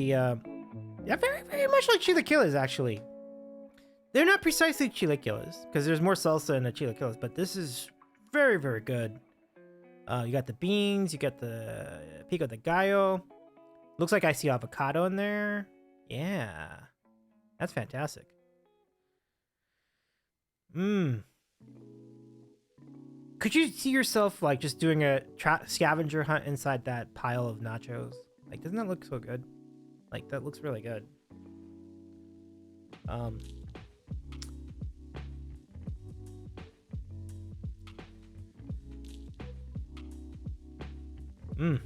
It's fantastic stuff. And they reheat amazingly in the air fryer. Oh, nice, yeah. Air fryers do great things with stuff like nachos, yeah. And fries, too, actually. They reheat fries really well, too. I'm not a fan of chilaquiles, personally. Oh, okay. That's fine. When we started the show, I was taking a moment to recognize two iconic music producers, and they were David Foster and Quincy Jones. Quincy Jones died earlier this week. I believe it was yesterday. And this week happens to be David Foster's 75th birthday. So it's just two prolific music producers, and particularly in the final 2 decades of the 20th century, they both were amazing. They were incredible. So we were just talking about how great their careers, all the people that they produced for, how great their careers were, and how much fun they were. David Foster kind of leaned more into the ballads, and Quincy Jones leaned more into the dance and funk. But there was a Venn diagram for both of them. Like, there were like great ballads that both people produced, right? And then they both produced like some real bangers as well with different acts. So just incredible to see their impact on music today. People still put on their songs. Like, you'll still hear Chicago songs in the supermarket, and like you'll still hear Michael Jackson songs and James Ingram and stuff like that. It's impressive, like the career they've really had. And I'm trying to remember if Whitney Houston was part of this whole thing, and I think Whitney Houston was part of this whole thing. Yeah. Oh yeah, absolutely. Quincy Jones was crazy influential, says the stream scribe. Watched The Greatest Night in Music on Netflix a few times last month. So amazing. Yeah, I know. It was amazing stuff. Amazing stuff. That one I kind of want to watch that. I have not watched it, but I know it was amazing stuff because like I know the career, the life of Quincy Jones. It's amazing. It's just incredible. Like, it's so influential that you can even identify when he is producing music. Like, there was a song that Donna Summer did around 1982. I forget what it was called, but when you hear it, it's like, oh, that's totally Quincy Jones. Like he's producing that track for sure. And like you hear it and the same thing with David Foster. Like it instantly when it's one of his songs. Like you hear Celine Dion's like, oh, that's his song. That's totally his song, And then so no, Celine Dion's interesting because Celine Dion's career involved two really great producers. Unfortunately, two really great producers. One of them died recently, but David Foster was best known for producing one of her biggest singles, a cover of the song called "The Power of Love," and what a song that was! Amazing stuff, right? Very majestic. Jim Steinman produced her other huge hit a couple years later. It's All Coming Back. It's all coming back, all coming back to me now. That one. So that's kind of amazing to have both of them in your life. Like that's how great a talent Celine Dion was. Yeah. Power of Love was so epic. All Coming Back to Me. Yeah, so good. So good. Carlos says it was so good. Lionel Richie made it. Oh, nice. Lionel Richie's also really great at producing and music and things like that. Like that's really cool. So Lionel Richie made it. There were a ton of documentaries that were done about it, but this one was hands-on, cared about by those surviving from the lineup. That's really cool. No, David Foster did not die. He's turning 75. So the story of this stream is that the original plan was to do a salute to David Foster's 75th birthday. He's still very much alive and well. In fact, he had a concert last night to celebrate his 75th birthday at the Hollywood Bowl, and what a mesmerizing event it was. I was not there, but one of our friends was there. Our good friend Half Pint Carrie happened to be in attendance. I'm not sure how public that knowledge is, but that concert was incredible. It had a really great lineup. Yeah. So David Foster's still kicking and very much alive in the music scene. It's pretty cool to hear. I have many stories about David Foster. Like there's even the story about, I did watch a documentary on David Foster I didn't watch the whole thing. I watched a lot of it, but I remember the story about how he got in this really nasty auto accident and almost ended his life. It was really scary. And he got out of that, and he somehow recovered from that, which is unbelievable in and of itself. But what a crazy night that was. Ferris says, don't give me a heart attack. No, not intended. But that was the original plan. It was going to be about David Foster, but since Quincy Jones had passed yesterday, it felt right to include Quincy Jones into this stream as well, because they both should be saluted. But Quincy is the one who has passed on. David Foster's still very much with us. Yeah. But they do kind of interweave with one another, and particularly in the 70s and 80s they did. It was really neat to see how much they were a part of all of pop music during those years. Bonk Stevie in the head for making your heart sing. Okay, sorry about that.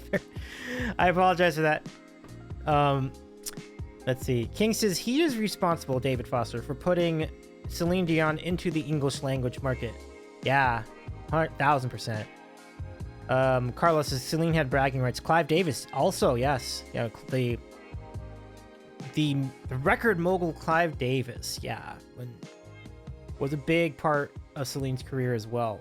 Celine has really had it all. It's kind of been amazing. But yeah, just I think it's awesome to see, just two really amazing people who touched so many lives and made so many careers too. As King mentioned, like he was big in David Foster's career. One of our friends who has not been on Twitch in quite some time, but I think a lot of you would know our friend Laura Wiley Piano, had a chance when she was at Tramp Stamp Granny some years ago. She actually got to jam with David Foster, because David Foster is a big fan of music, big fan of theater. And so Mr. Foster had made trips to Tramp Stamp Granny's on occasion. And at one such instance, there was a clip of them jamming along to a song. I don't even know what the song was.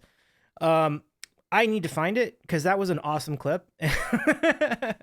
I'm not sure where I'm going to find it, but it's in social media somewhere. It's kind of amazing to see that. Like, that's my friend, like, jamming along with David Foster. Like, it's amazing stuff. Like, what a cool moment. What a cool moment. Let's see. Mandy Prater also rubbed elbows with Foster. No, well, no kidding. That's pretty cool. That's super cool. Yeah. So that's just an awesome thing. I'm gonna see if I can find it. It might be harder than not to go locate this, but I'll give it a shot. It's worth showing this because, like, it was. I don't know where I'm gonna find this. It's just no. I will give. Like I said, we will see. I'll see if this turns up anywhere. I mean, if it's not a reel, I'm gonna have a very difficult time finding this. Like, I'll do the best I can, but it is kind of cool. I'll just go look it up on Google and see if it happens. But yeah, I've never had the chance to meet either of these two folks.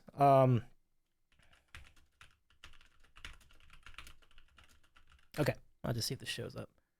I found it! It's a TikTok! Okay, so, all right, I'm gonna show this clip of our pal, like, Laura Wiley, hanging out with, Dave. This is great footage, okay. This is great footage. So let me just go cue this up and then I'll maximize it. But, if you want to follow my friend Laura, she's on Instagram now. You can find out wherever her recent gigs are, so I'll just give you a quick link to this. I mean, Laura's obviously very accomplished as well, so there you go. There's that. But this is incredible. Let me go put this full screen if I can. Hold on. And I had wondered all night, like, David Foster had something to do with Whitney Houston's career too, right? And I'm told that yes, he did. So here's this footage. Laura singing to David Foster, and naturally, David Foster is going to be playing the keyboard. He's an absolute wizard at keys. So if you're going to be doing a collab with David Foster, let him play the keyboard. So check it out.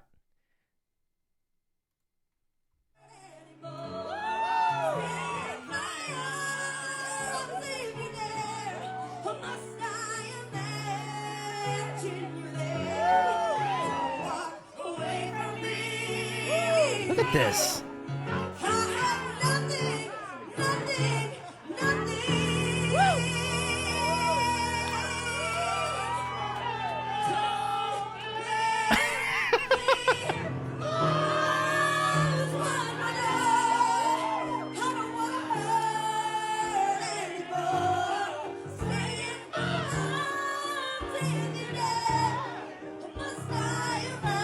This is unbelievable.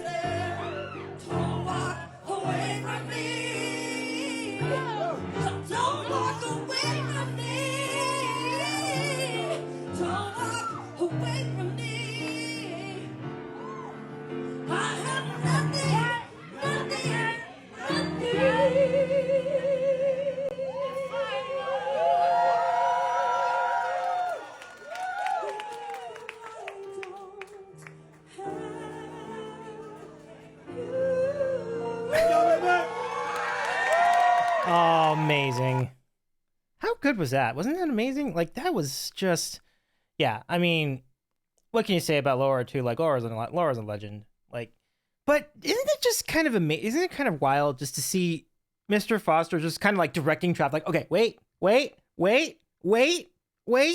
Okay, here, because there is a pause. Like, you hear it in the song when Whitney Houston does, like, there's a pause, like, wait for it, and then boom, and then like, he had the full command of timing and building up drama. Like, that is just so good. Now, this is a clip, and King, if you have power. I mean, you have authority to shout our friend Mandy Prater in the chat. You can use ! Mandy. I will open this next, and give me a sec here. I gotta turn this down. So I am told this is incredible. So Mandy doing Chain of Fools. There's somebody on the piano. I don't know who it is. King, if you know who this is, let me know. But give me a sec to cue this up. Okay. And then at some point, we have a special surprise guest. Let's go take a look.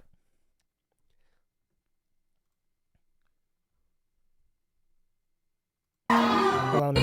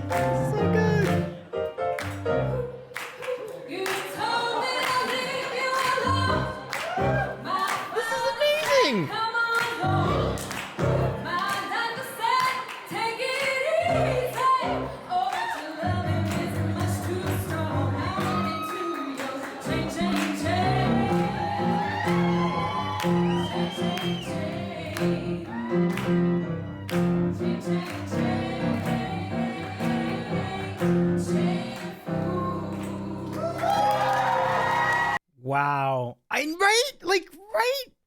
Ferret says David Foster directing the crowd is priceless. Look at what a wizardy David Foster is. Isn't that just so cool?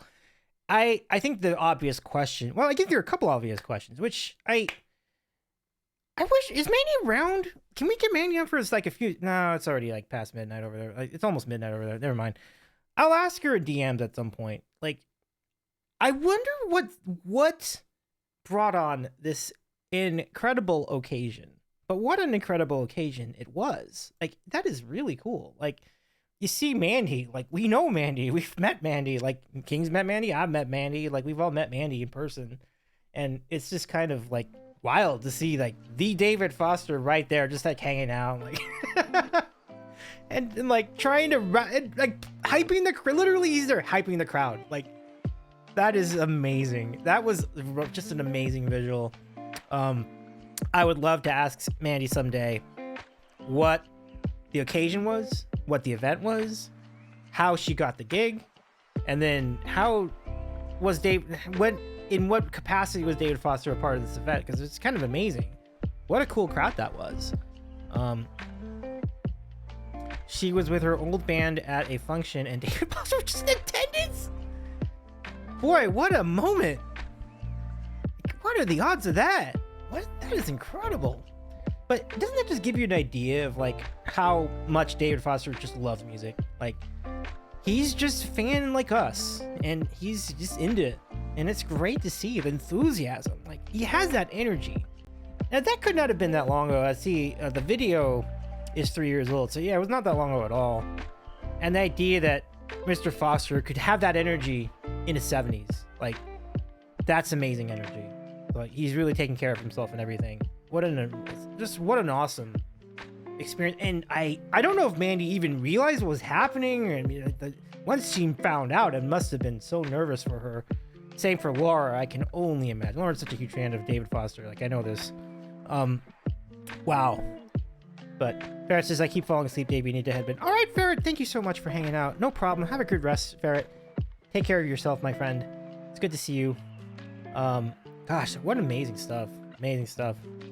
But if anybody else has had a run-in with David Foster, please link us in the chat. It's already 2 epic moments right there. I'm glad I found them. I'm glad King found one of them for us. So I found one and King found one. How are we doing on time? Yeah. Wait, is that the song?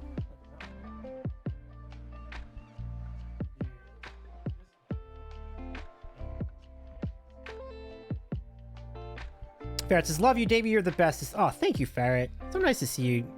You're an awesome friend too. Take care, good friend. And we'll see you around soon. Absolutely.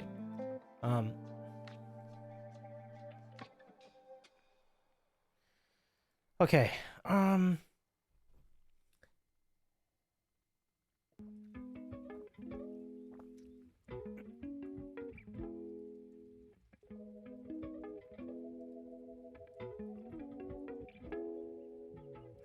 I had to think about this. I did want to play some more piano tonight, but I think maybe I'll save that for another time. We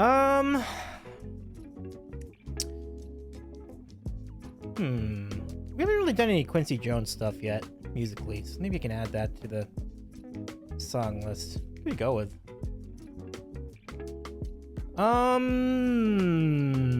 Carlo, any suggestions? Do you have any songs you'd like to hear? Any Quincy Jones produced songs?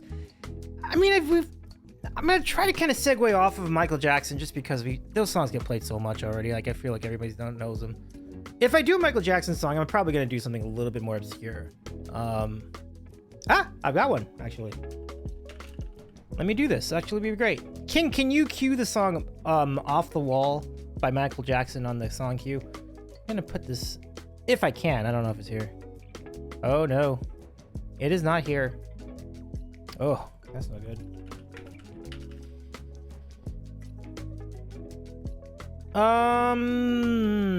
Okay, forget that. I'll do a different song. Which one am I doing? Oh, that's gonna be a song. Okay, I'll try it. Sure. Don't do off the wall. Like, can we instead do don't stop till I get enough? Sorry about that. Yeah. I thought this would have been in here, but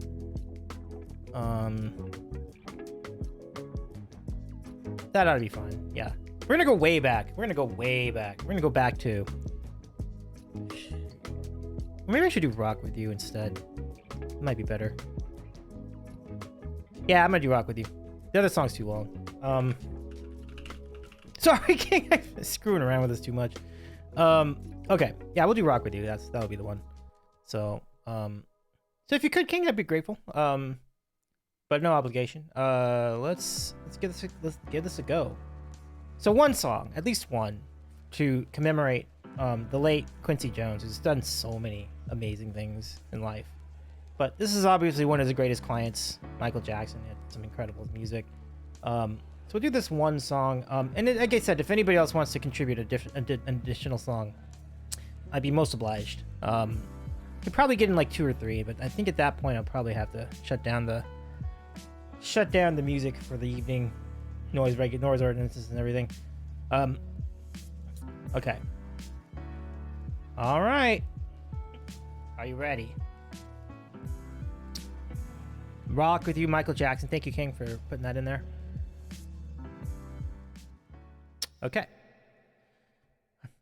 I'll try this out, test this out. It's been a while since I've sung this song, so let's do it. Let's do it.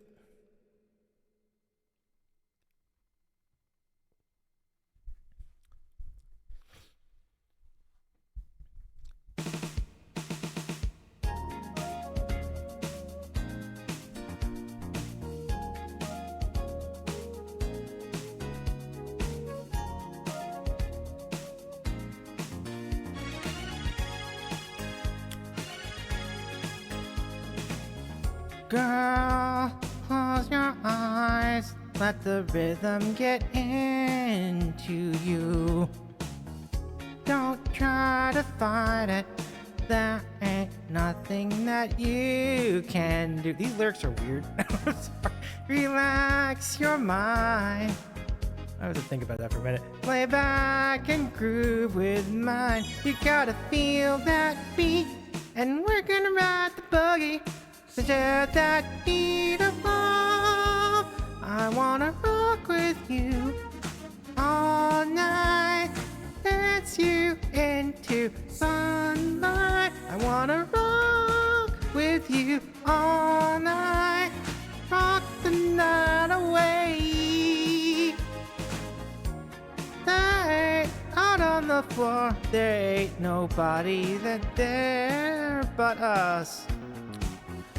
Girl, when you dance, there's a magic that must be love. Just take it slow. We've got so far to go. When you feel that beat, and we're gonna ride the buggy, share that beat of love. I wanna rock with you all night, dance you into sunlight. I wanna rock with you all night, rock the night away. And when the groove is dead and gone, yeah, you know that love survives, so we can rock forever.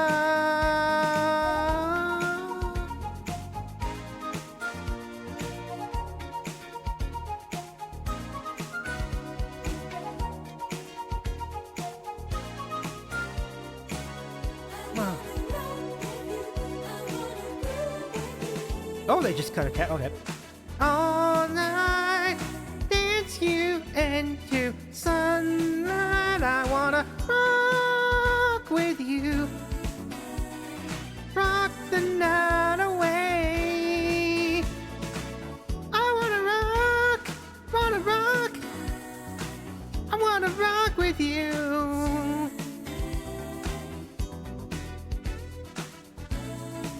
I'm gonna rock the night away with you now, baby.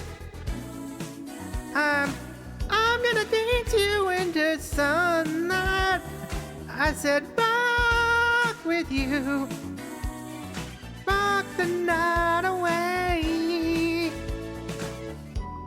Oh yeah, that's good. Okay.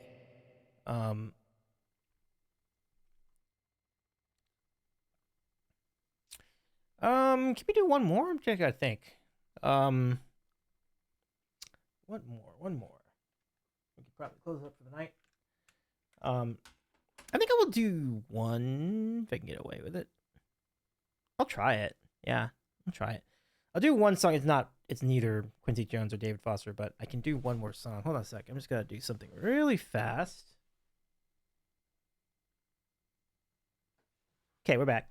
That was only a quick thing just to unlock the iPad, but I gotta think of a song that's like Quincy Jones has produced so many great hits. Like the thing is, like I need to make sure I don't shortchange Quincy here. Let's see if they're out here. Oh yeah. Ooh. Wow, so many good ones. Yeah, he did this. Quincy Jones also made the Sanford and Son theme, which yeah, that whole show probably deprecated now, but it was a really good theme song. Oh yeah, this goes back. Wow. I didn't know he did that song. It's my party. It's my party and I'm fine if I want to, cry if I want to. It's amazing. So he also did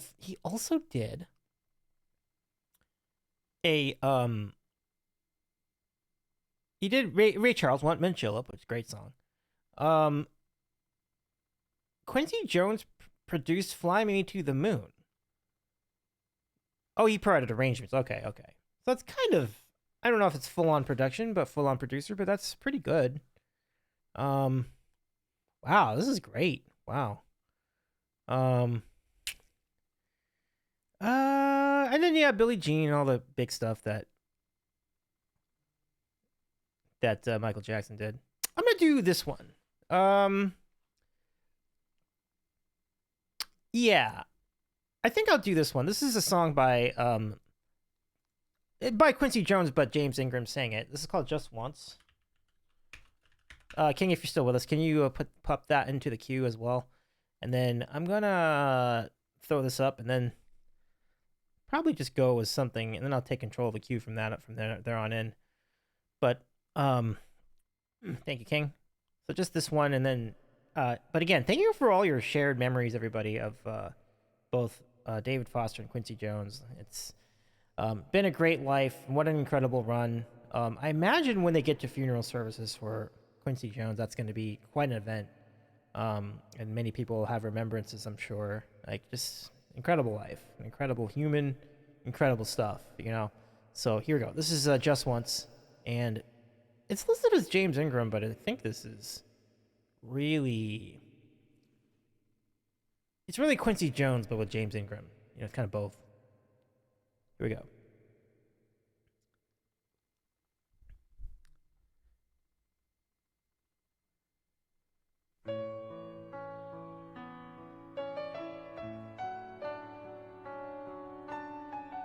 I think this is a different key. Hold on. I want to try this one instead. I'm not used to that key. Okay.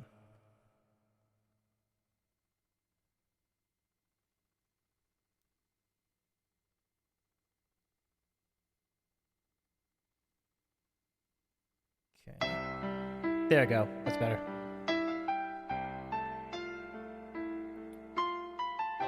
This is good. There we go.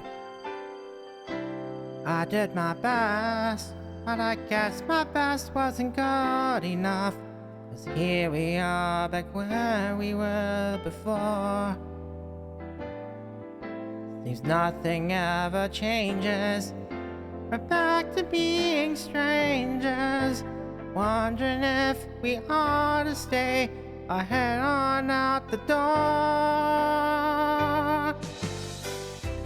Just once, can we figure out what we keep doing wrong?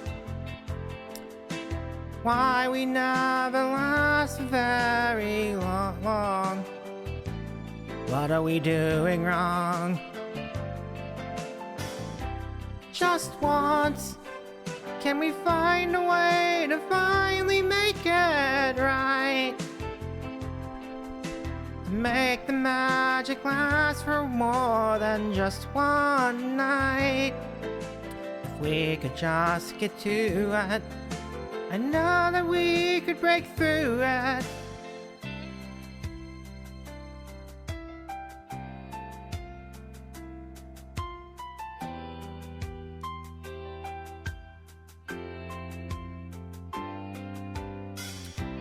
I gave my all, but I think my all may have been too much. But Lord knows we're not getting anywhere. Seems we're always blowing whatever we've got going. And it seems at times with all we've got, we haven't got a prayer. Just once, can we figure out what we keep doing wrong? Why the good times never last for long? Oh, where we going wrong? Just once, can't we finally find and we finally make it right? To make the magic last for more than just one night. I know we could break through it if we could just get to it just once. Understand why it always comes back to goodbye. Well, why can't we give ourselves a hand and admit to one another we're no good without each other? Take the best, make it better, find a way to stay together. Just once, can't we finally find and finally make it right? Oh, to make the magic last for more than just one night. And now we could break through it if we could just get to it just once.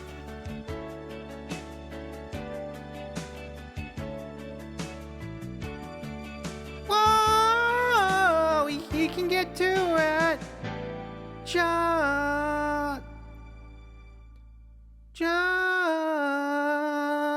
one.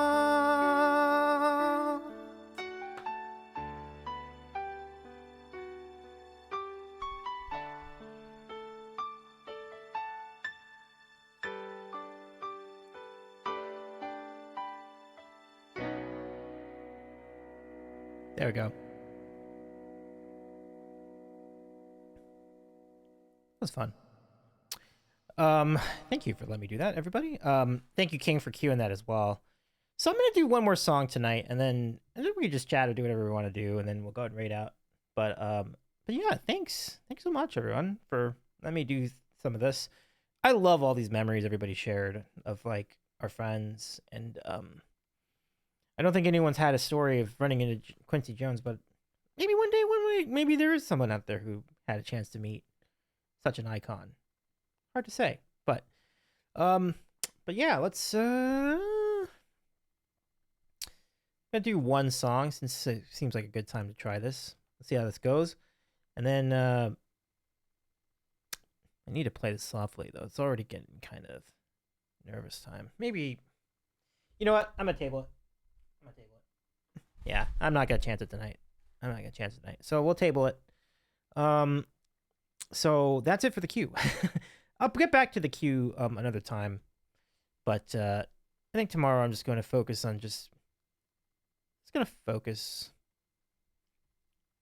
on Serenity and shit. I don't have a really solid way to say that, but I'm going to take a quick BRB. When I come back, actually, one thing I'm going to do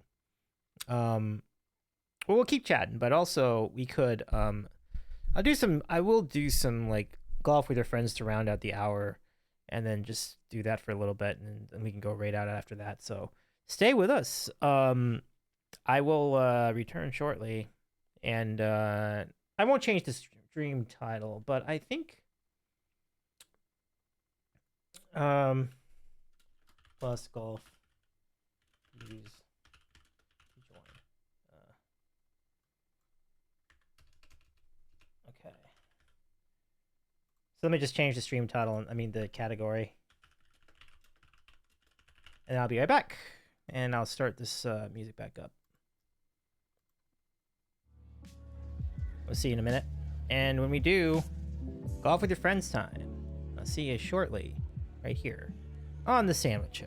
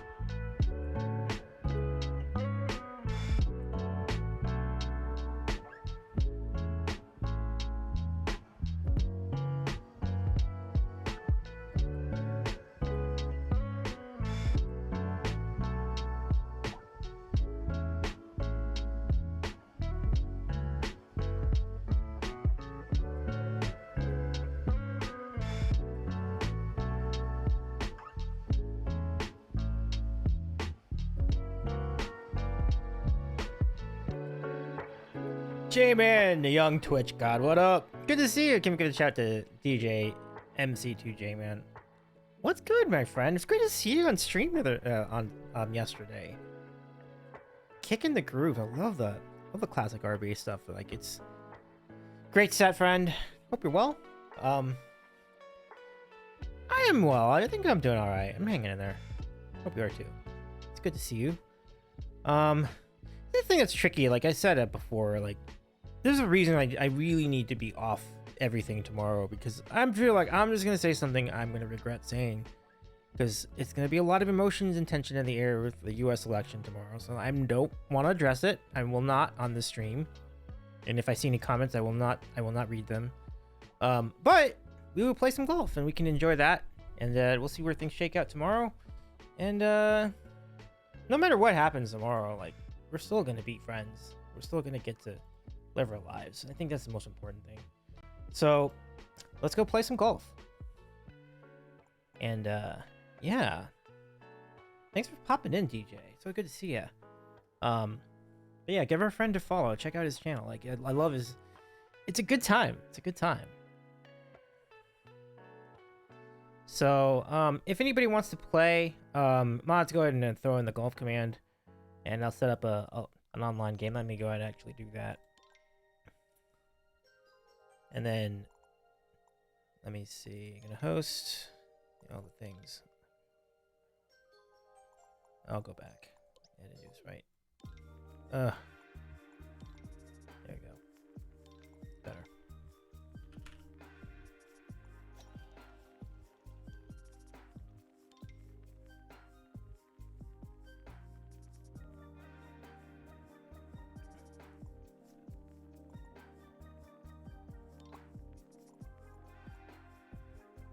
Okay, should be back. I think the one I want to start with is I'm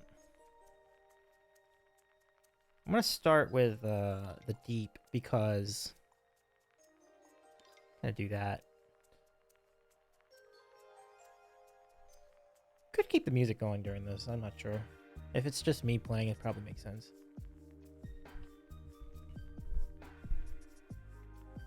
Okay. Is that loud enough? I think it is. Does anybody else want to jump in? Jamie, King? Shall you brave the waters and try some golf? It's there if you want it.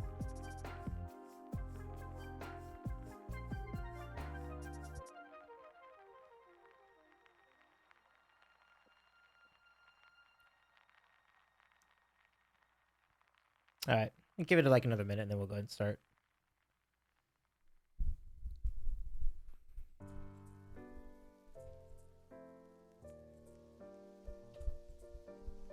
Just adjusting my microphone accordingly.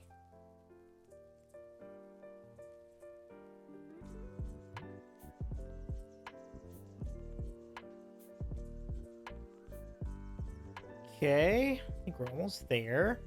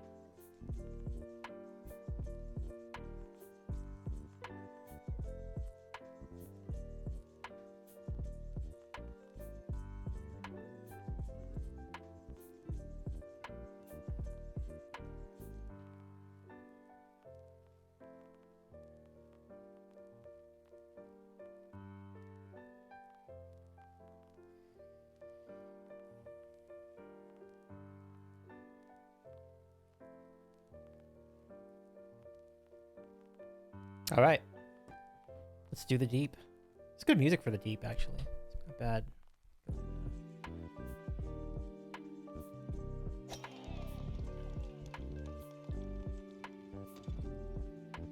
My energy level is a lot better than the last golf stream we did. Thank God for that, right? But yeah, this is feeling fine. I'm gonna get rolling here.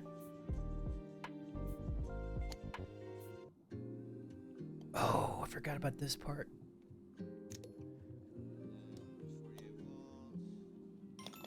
Close.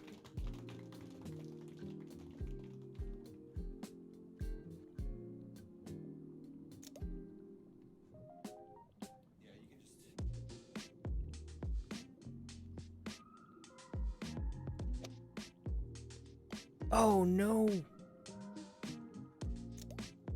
gonna redo this map right after. I'm gonna do this map back to back.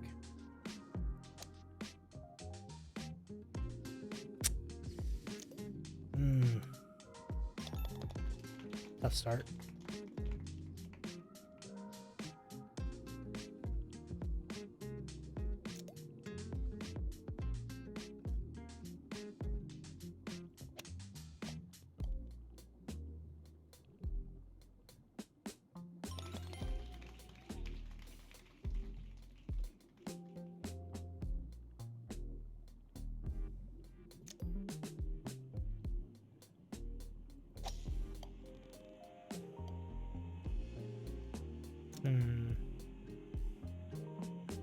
Not that much.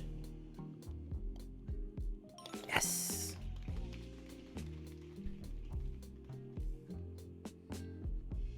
I was really hoping to be able to lean back in the chair to do this, but I think if I do, I have to bring my chair up like this. You know what? I kind of did it. This will work.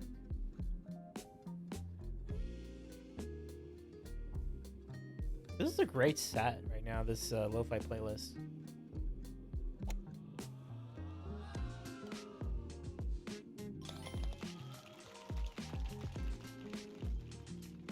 Yeah, I should put the track names on here. I will shortly. Let me do that right now, actually. Let me get this up here tonight. Oh my gosh, no. I guess not that one. What did I do with that? Hold on, let me just check something really quick. Did I make a mistake? Oh, I know what happened, because I didn't do it with a filter. I did it with the Alt key.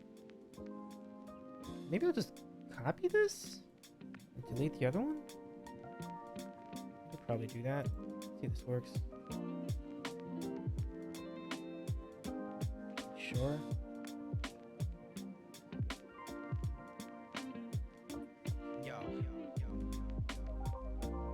There you go. Got him.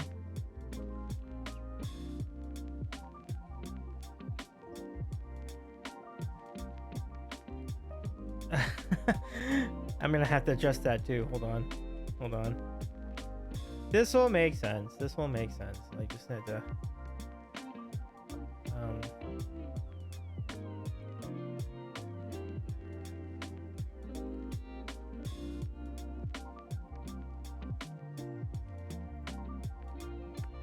there. That's better. Cool. All right.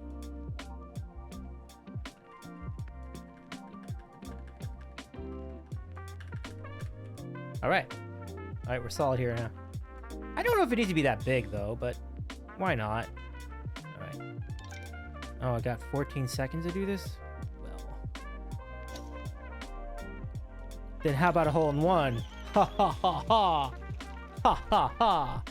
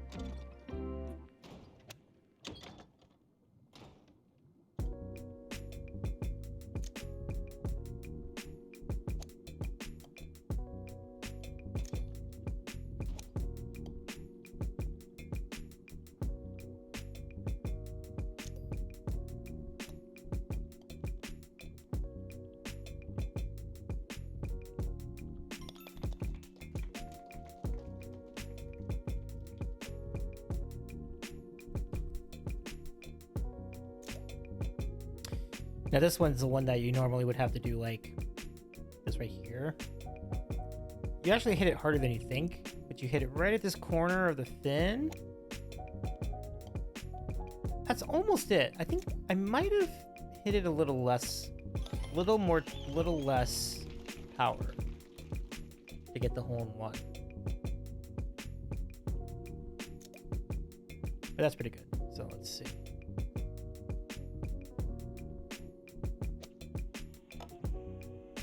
Oh, beautiful. Perfect shot. So if I hit this octopus here, it'll go right to the hole. Oh, sheesh. That was too hard. I guess maybe more like 2.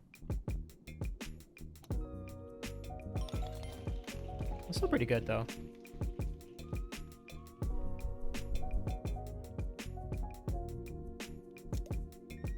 Okay, so this one's just gonna be like 1 and a bit. Yes! Ooh, all of it. Like 2-ish? Maybe not even 2-ish.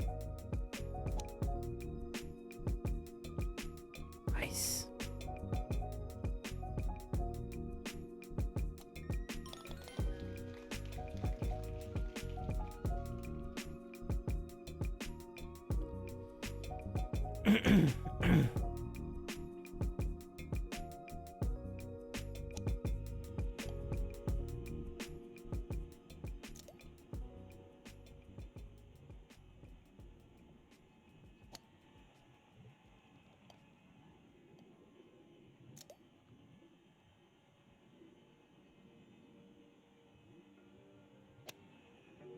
Oh, that needed more juice.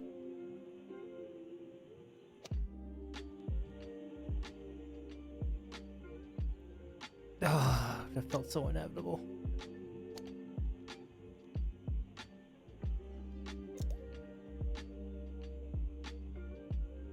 Just need more juice. Okay, maybe this much? There we go. Oh, mother fudger. Whew. What do you do with this? And then I try this again. I guess it's just 2? A little more than 2? I knew that wasn't enough. 2.5? 2.25. I think that's it, but I gotta do that over there.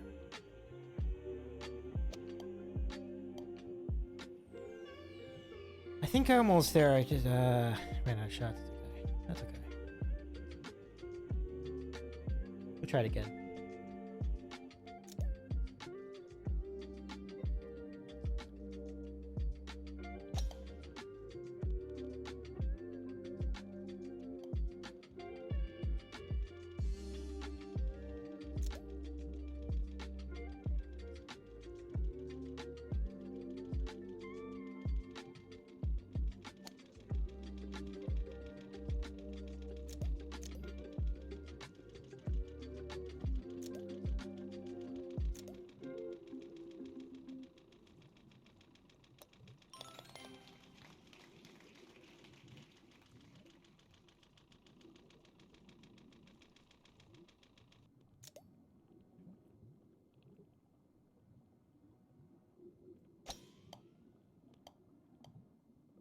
Ooh. That was pretty good. I'm trying to figure out, is a 2.5 going to be enough here? Too much? I think it's just right, everybody. Yes! That was awesome.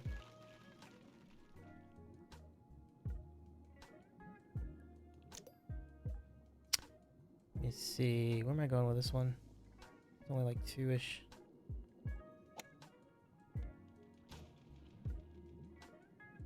That's a fine line. Because you're only a few pixels away from that being too hard. Yeah, that's pretty good. Take that. Oh no. That became less good all of a sudden. I didn't have a choice. Let's see. 3? That'd be enough?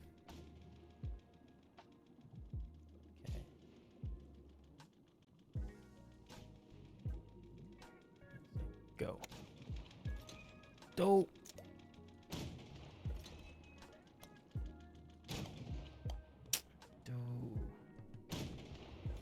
It needs to kind of run up there more. Like this.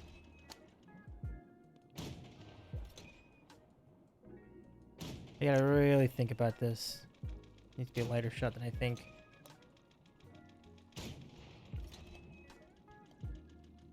There we go. Oh, that didn't work? Let me think. It might be an angle thing then? That? There, that's good enough.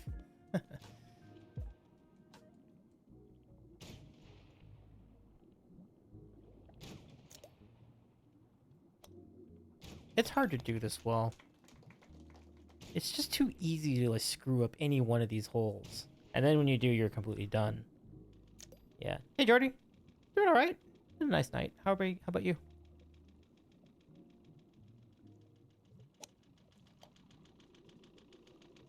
Ooh. Oh, no, not too much. Not too much. You are fine. Leave it alone. That is perfectly good enough. Okay, right there. That's just fine. I don't need to go any further. I'm thinking like 2.5. Oh, that's still not enough. Wow. But it might still work, because then I can just do this. Come on, grab it. Oh, timing bad. Oh, that's good, thanks. That's good to hear, Jordy. I'm glad to hear that. Hope you're doing all right. Exclamation point, Jordy, everybody, to hang out to learn more about our good friend Jordy.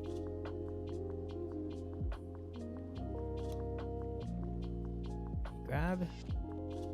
There we go, that's better. Oh, wow. I'll take it. Thank you, King. Pinball says, hi, Jordy. Hi again, Pinball.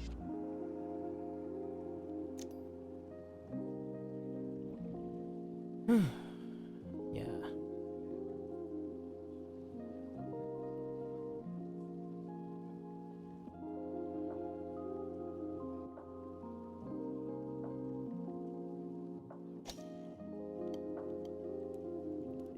That's not that bad. I think I'll take that. Oh, damn it. Are you serious? There we go. That's fine. Pinball says, ooh, I like these chill beats. Yeah, me too. This is a great playlist. I found it on Apple Music. So you'll see the names of some of the tracks on the playlist up there. They did a great job putting this together. The playlist is called Beatstrumentals. Really good. Really good. Oh, I should have jumped. That was on me. That should have been a jump. The jump would have worked. It would have added an extra inch. That's all I needed. It looked like less than an inch.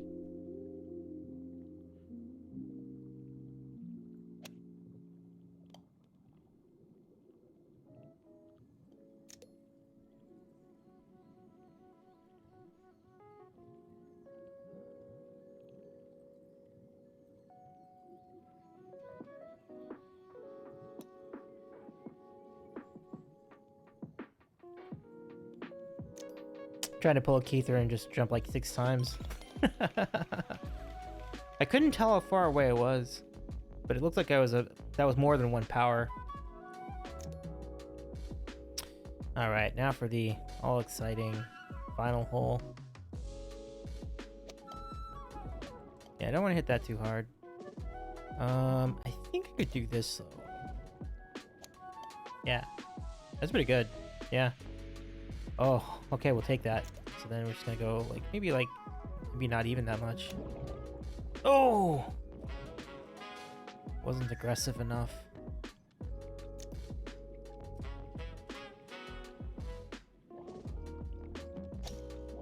All right, we'll take it. We could still get a par theoretically. It would take quite a shot though. I don't know if we're gonna have it here, but oh, dang it. Just That's the shot I was looking for. There. I should have just done that first.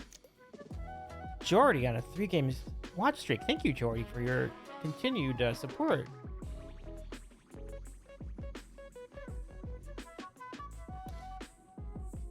Hey, there we go. So we got through it. Do I dare try it again? Yeah, I'll try it again. I think what I'm gonna do the next time I put the cannon hole is I'm not gonna try to put it in the cannon. I'm gonna just try to put it by the cannon, and then see if that works more. If I get a little more consistency out of that. That's what I'm gonna try, and then hopefully that'll be enough to get me under par for the round. So we'll try this map again. Jordy, if you do want to play, feel free. We'll hang out here and wait your decision. But you're good to just vibe too if you just want to vibe. That's fine too. Just rounding this out till about 2 a.m. Eastern, and then we'll go right out. Ah, Jordy's here. Great. Let's do it. So we are now in we're on standard time again. So that means our body clocks think it's 11:43 because we had daylight savings last week, and we went back to standard time on Sunday. So that gave us an extra hour, but it also means that all the hours we thought they were are now like 1 hour earlier. So our head thinks it's 11:43, but it's actually 10:43 in the Pacific time zone.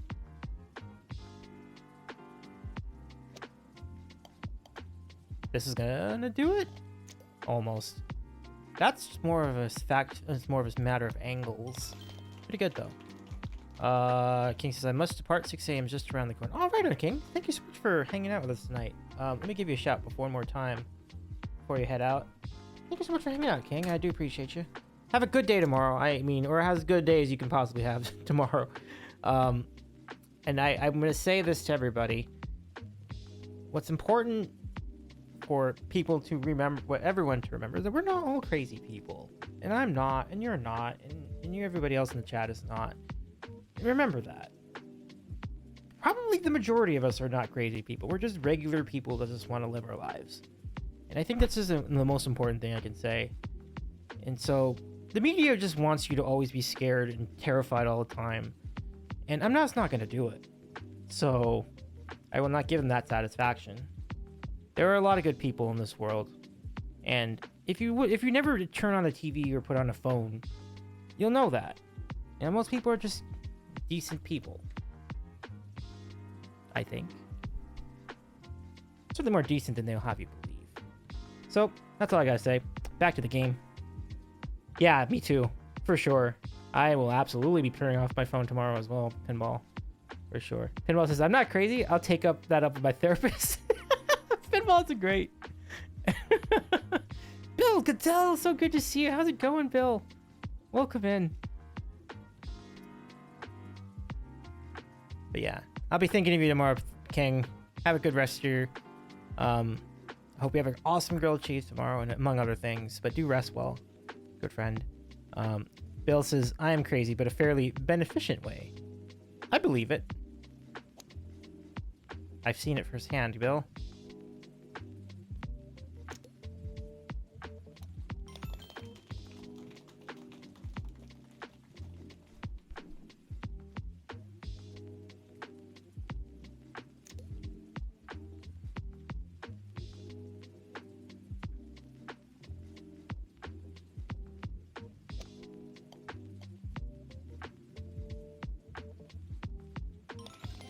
This beat right here is fantastic. Whatever this track is great. Honestly, if I had the power, if I didn't have to work that half day. I mean, I'm only getting a half day tomorrow. I got cleared for half day off, which is huge, which means it'll be even easier for me to disassociate tomorrow afternoon. But I was like, if I was off completely tomorrow, I would certainly consider just playing this as long as I could. As long as I could still stay awake. And that would be cathartic, I think.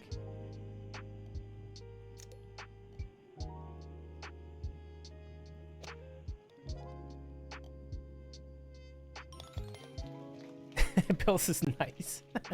How's your weekend been, Bill? What's good with you? How are the things?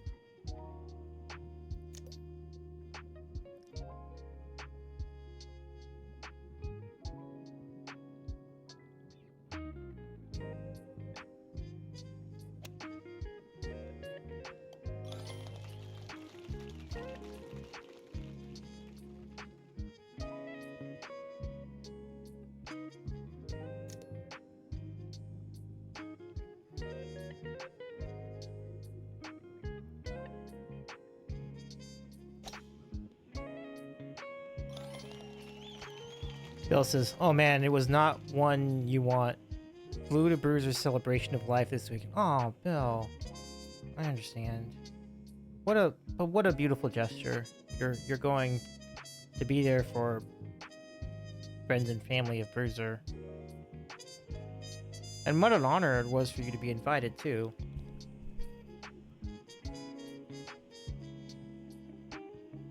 I do hope that went very well.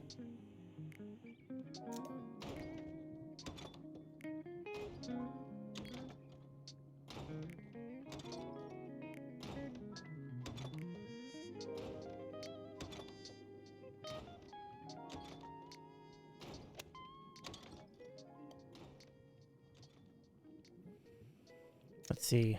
Bill says it was Sunday 6-hour event with multiple bands, and Emily and Joe sent videos. That's amazing. That is amazing. I'll go check out their social media and look at those videos when I can. That's so cool that happened, though. I can imagine Dan Navarro's got to be so crushed. Like, Bruiser was truly Dan Navarro's right-hand man in so many ways. And it's like being a ship without a compass when you lose someone as resourceful as Bruiser was. So I'm thinking of Dan too. Bill says, "Yeah, very rough on Dan. He played." Oh, that's awesome. That's awesome.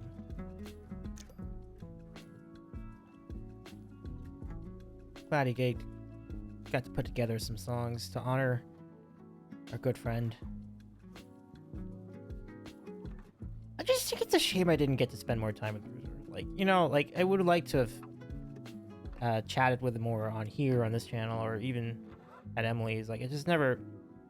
We spent a good amount of time like running into each other every now and again wherever we were, but it still felt like it wasn't enough. Like, I feel like I had many more stories to share with him, and vice versa. I'm sure it would have been so great to pick his brain on like all sorts of stuff with tech. I'm sure a lot of people feel the same way. Like, the amount of time I spent, quality time, but it wasn't enough. And yeah, Bill says we all said that. Even if you knew him 30 years, you wanted more. Oh my gosh, absolutely, absolutely.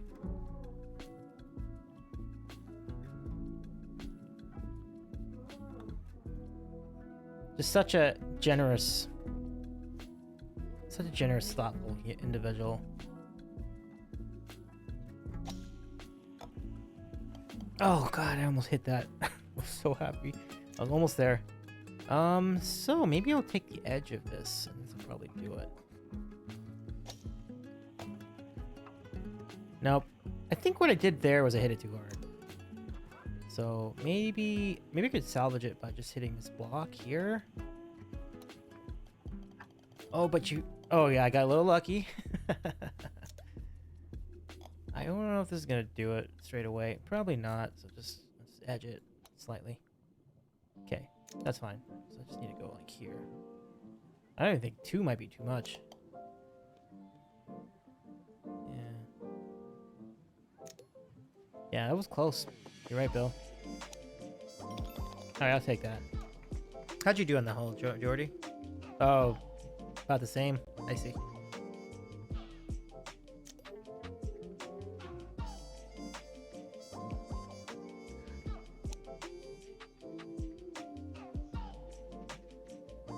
Ruffle. Mm-hmm.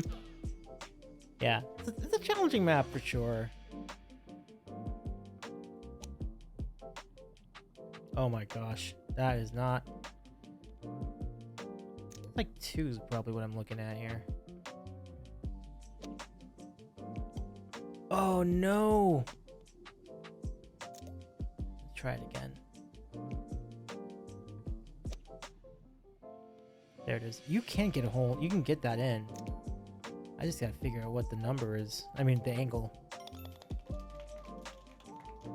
It's okay. I could have done worse on this hole.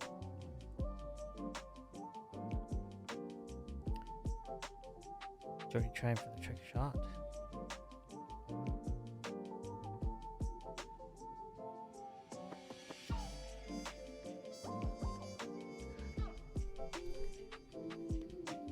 Let's see if he's got enough time. See if Jordy's got enough time or shots. Bill says, must thank you all. You talked me into submitting a vacation day tomorrow. Bill, oh my goodness, that's awesome. Bill, I hope you get it. I hope you get, and I hope you make the most of it too. And yeah, I'm definitely gonna take advantage of it. My thought was just to drive somewhere. I'm not even thinking that hard about where, just somewhere. Just be away from things. But it's probably just gonna be a trip to like a local casino just to hang out and do some video poker and stuff. That would be fun.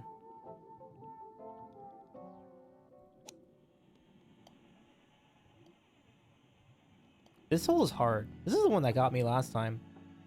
Pretty badly. I think like 2 and a bit might do it, but I'm not sure. But you also have to play the angle correctly. You have to be a little bit more, like, not as sharp as you think, because there's added curve that gets added. So like, if, for example, if you aim like 5 degrees, the ramp is going to make it go like 15 degrees. So you have to count for that extra turn. Yeah, so there it was. Just need a little extra turn, a little bit more angle, but not a lot. It would have been, it's probably just fine the way. It was very close. And then this, I think you have a straight shot, but you have to get this number. There we go. Sleep in, work on CDR. Bill, that sounds great. That's a great call. I love this a lot. That's another thing I could actually do with that time off. Like, just literally just play the piano the whole time and don't turn anything else on. It would be all I have. Just work on my music. Like, that would be cool. And in some ways, it would be productive, so. I thought about going to the movies. That is certainly still on the table. Actually, it would be doubly productive because I have to use up movie credits anyway.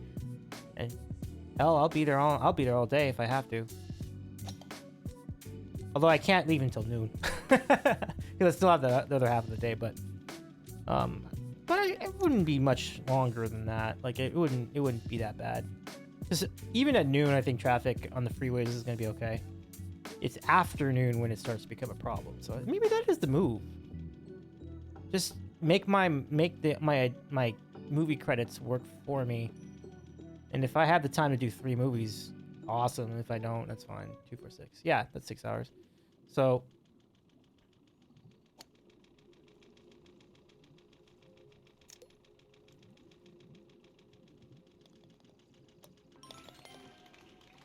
there you go. Music is the way. Music is the way, though.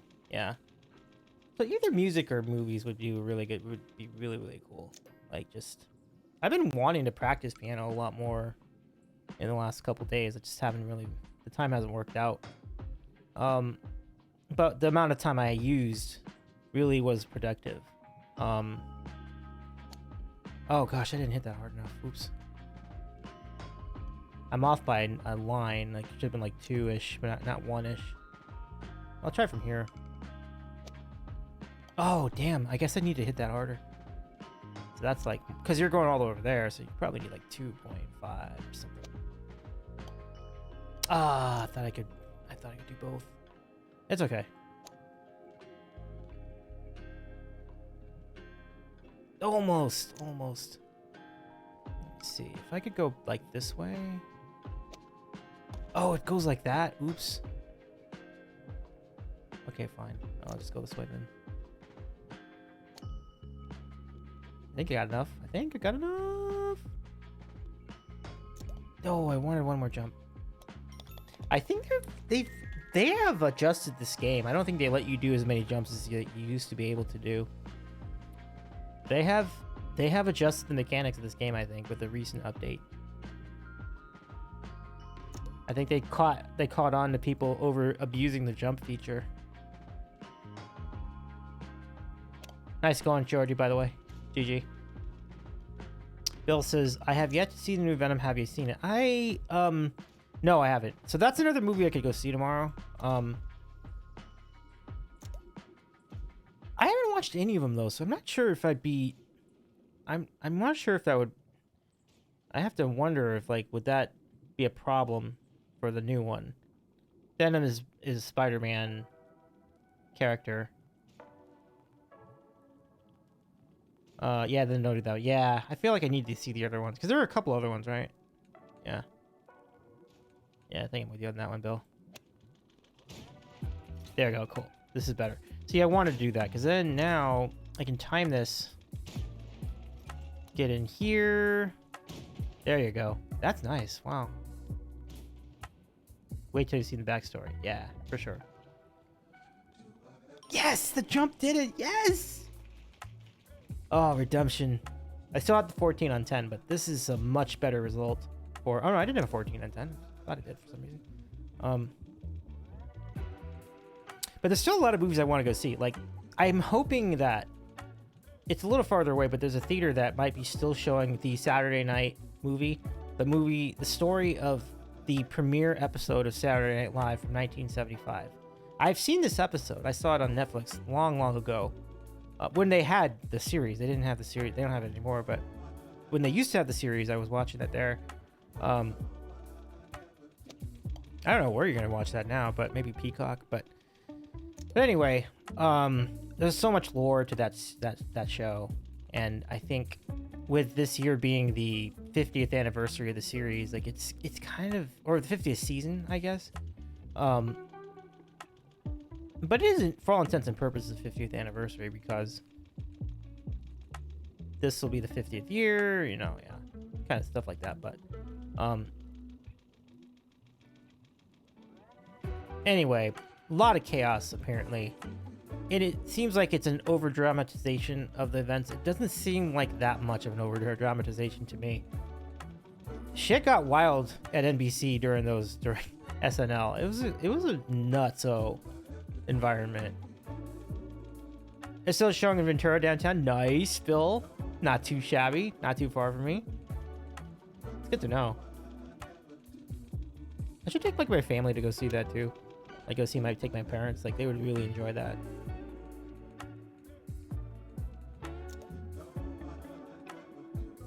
They're around there. Come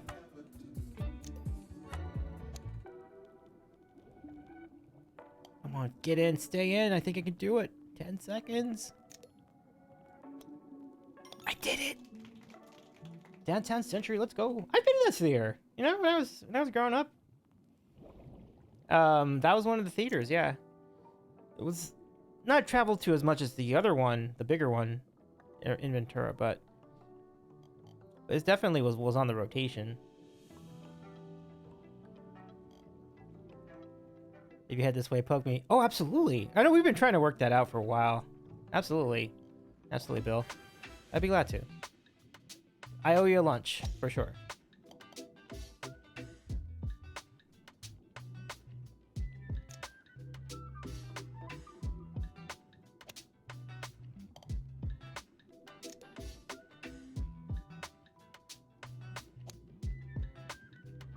No, I owe you.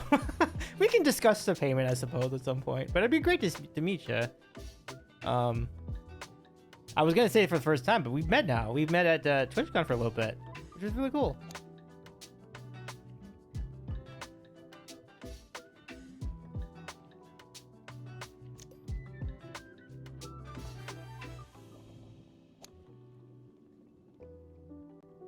Yeah, so Bill says that's right. That was very cool. I'm really glad you got to go.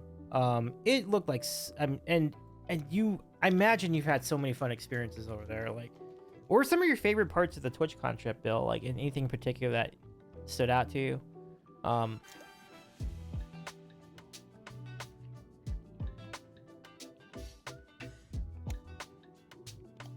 That is perfectly fine. Like, I had no direction with that. I just wanted to get in 2 shots. So, like, maybe 1 in a bit might be enough. But I don't want to undershoot it either. Okay, we'll take that. You were being famous as always. You're too kind. You're too kind. It was fun to hang out, but it was really cool to get to meet so many people there, including yourself, which is so cool. The show we were watching together, the Rob Kovacs set, that had a crowd. We had a lot of friends watching that with us. It was a really cool, really good time.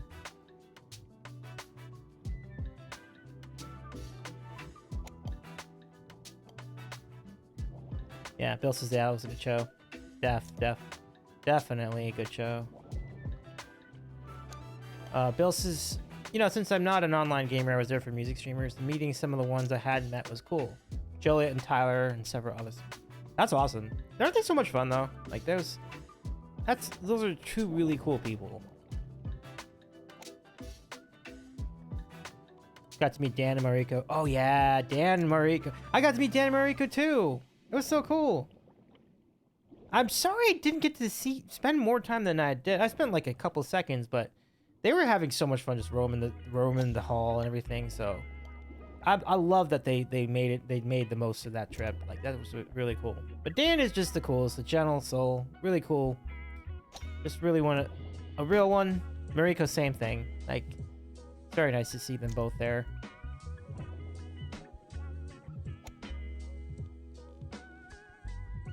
Chatted with Joe and its husband for a while. Oh wow, that is cool.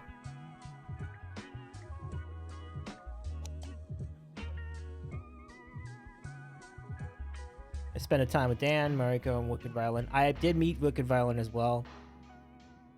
Wicked Violin is awesome. Style, enthusiasm, music, violin. Like Wicked Violin is the coolest. Like it was really great to meet her as well. Also hung with some of my Seattle fans that I'd already met. Nice. I'm assuming Juanita Cow is among that group.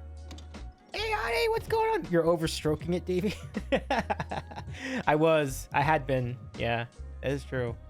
I was very close to finishing under par, though. I'm very happy about that. Audie, so nice to see you. Can we give a shout to I Am Odyssey? Oh my goodness. Oh, actually, that's nice. Met Juanita Cow. Sarah, also Sarah Mahoney, right? Audie says, I'm doing all right. I'm doing pretty good. It's been a nice night. How about yourself, Audie? Like, just bracing myself for the the election tomorrow, but I'm not gonna talk about that here on the stream. We're not gonna get into that. We don't get into politics here, but what I am gonna do is I'm gonna cut loose from work a half day, and then just do something else for the evening. That was kind of the plan. Not really much of a plan, but yeah, that's me. How are you? Just chilling, man. Try not to think about the next 2 days. Yeah, I feel you. I feel Audie.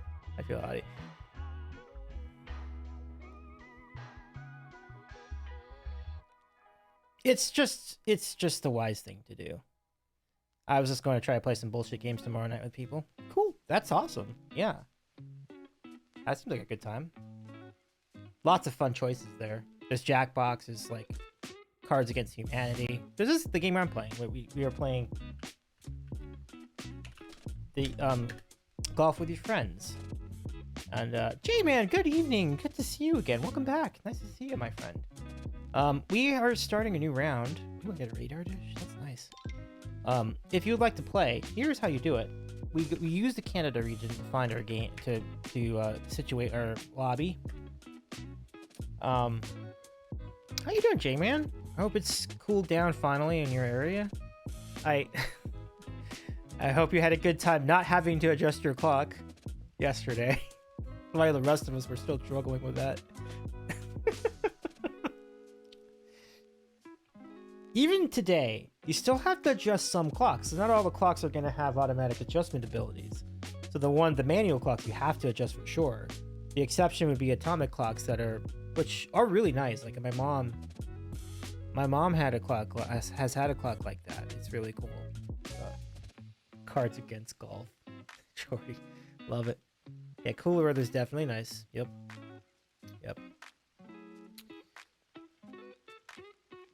So, anyway, if any of you want to join in on this game, jump on it. And by the way, give our friend I Am Odyssey a follow. What an awesome human. It's really good to meet Odyssey IRL at TwitchCon about a month or so back. My stove, coffee maker, microwave all need adjustment. I love it. I love to play next time. I should be in bed. Right on, Audie. I got you. I probably should be in bed too, but I mean, I think I'll give it another couple rounds. Be glad to keep chatting with y'all. In the meanwhile, Audie says TCU is so much fun for sure. And as they say, sometimes the most fun you can have is the stuff around the convention. It's funny how like the convention is just kind of like the setup for everything else. The bars and the concerts, you know. Like it's really cool. Like it's just a great setup. And I too am looking forward to next year, Audie. I cannot wait to see you back there. J-Man's the sleepers for next week, which is true. Using you as a wind down day. Well, thank you, Bill. It's nice to have you here. Audie, it really was so much fun. Like it's so great. Like to meet people. It was great to see Colleen Johnsey again too. Like I had not seen Colleen in a minute. So let's do another map. I think we're gonna go with Forest. And we'll go. This music, by the way, is making the stream. Like this is really good. Like I'm really glad I let this music keep running. Like this is fantastic. Like this is like perfect what I need right now. Adi says we should try and set up a music community karaoke ticket. Adi, I'm ahead of you on that one. Message me. I'll keep you in the loop on that. Cause we have you know, I'm gonna talk to like all these are our sandwicher friends, you know. But also I'm gonna chat with Sashi about this. I'm gonna see if we can coordinate this together. Like maybe even like a doubleheader thing. Like we'll do like a open mic thing and then karaoke like afterward. We just coordinate the venue, just book it for like the whole night. The karaoke can be like the after party. That was the thought. So I'll keep you in the loop on that too. We did an impromptu take over the Lumpia factory on Saturday. I saw. Is that where that was? I was wondering where the karaoke bar was because it looked like a fun time. Yeah. Bill says hopefully by next year I'm sorted out my stream and maybe play with people. Oh, nice, Bill. That'd be super cool. Sashi's thing was great on that Friday night with Kathleen. Oh yeah, they did a phenomenal job with that open mic. It was so good. Like, I'm sorry I couldn't make it, but I did see the VOD of the performances and it was really well done. There was so many people. It's really just incredible turnout. Audie says, dude, the open mic stuff ate up so much time. I love Sashi, but they need a better time management structure for next week. Yeah, I think that would be the only criticism I would levy there. It was like 4 or 5 hours, right? Like that was a long event, to be fair. Like, yeah. So I totally see that. I think what happened was they weren't ready for that many people to sign up. I think they were like, oh, we'll get like 10 people, and then they ended up like 50. So that created like new challenges for the planning of that open mic. Yeah, Audie says, yeah, we just went for food, but once $6 shots, Lumpia and karaoke went out, everyone started showing up. I need to learn more about this place. That sounds really fun. Yes.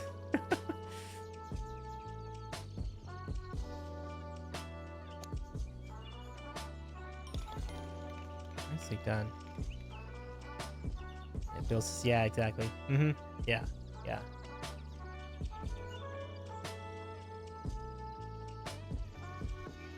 I mean, it's great that they had that problem, you know what I mean? Like, it is fantastic that so many people wanted to be a part of that open mic event. I think that's the takeaway I have. It's like, it's great that they had that problem. Because if nobody showed up, it was like 2 or 3 people, like, that's deflating, you know, relatively speaking. But I think there'll be some lessons learned from that, and I think that'll be better coordinated the next time out. I think so. Yeah. Yeah, it's slick. Oh, thank you, by the way, Audie. Yeah, that shot was pretty sweet, for sure. Yeah.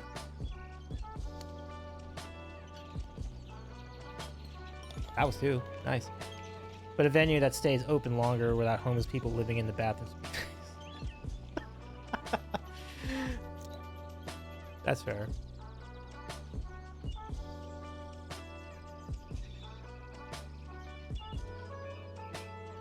J-Man says, someday I'll make it to a con. JevCon, TwitchCon, so much missed fun. Oh, J-Man, JevCon would be... that would be an amazing experience. Like, I can't recommend that enough, J-Man. If you happen to have the means to get to JevCon, I highly recommend. I don't know what's going to come first, the JevCon or the next stream. I mean, I don't want to say it like that, but it's kind of true at this point. Like, but they're doing well. We've checked in. They've checked in with us on Discord from time to time. Justin, Evelyn are doing well. They've recently moved to a different part of town, and I think things are going pretty well. They're just busy. Oh man, tried to go pee and the smell was so overwhelming when I waked up. I noped out. Held it for 4 hours. Oh man, that's a big hoof. Oh, Adi, yikes. Yeah, just happened at the same time as a huge work event. Oh yeah. I've been through that too, like where I want to plan something and this something from work that keeps me from going. Definitely happened to me before as well. So I feel your pain, J-Man.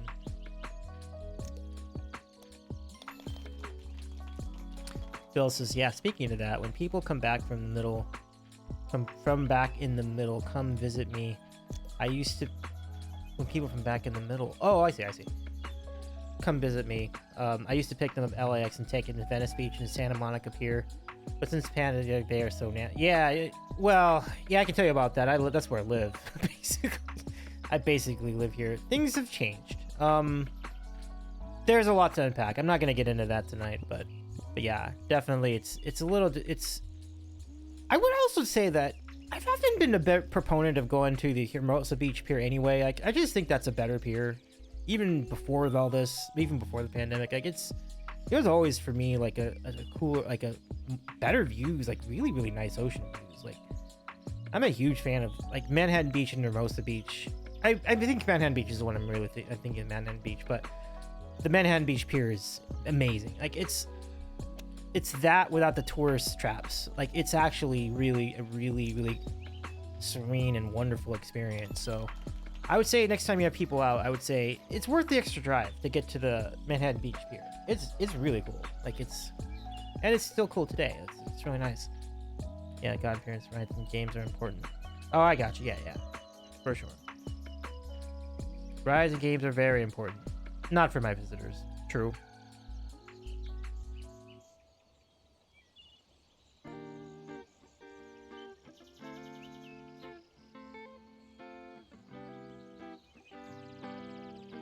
Oh, I see. Because the Ferris wheel and all that. Yeah, I wasn't putting two and two together.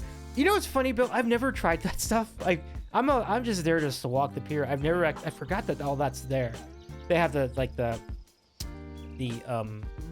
carousel and the roller coaster and the Ferris wheel. Yeah, that's really pretty neat. One of these days I might give it a shot. So I see what you're saying. Bill says I love here, but what are you talking about? I go to Santa Barbara. I played music at Rusty's. Oh, that Rusty's is cool. I've been there. I've been there like once or twice. Yeah.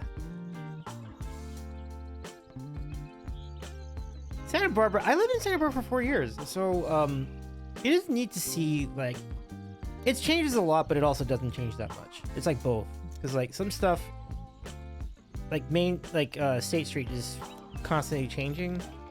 But things like the Rusty's at the pier and the harbor and UCSB, like, all that stuff is, you know, when I go back, it's like all the stuff I remember. It's so interesting. There are some elements to the Santa Barbara area where time stands still.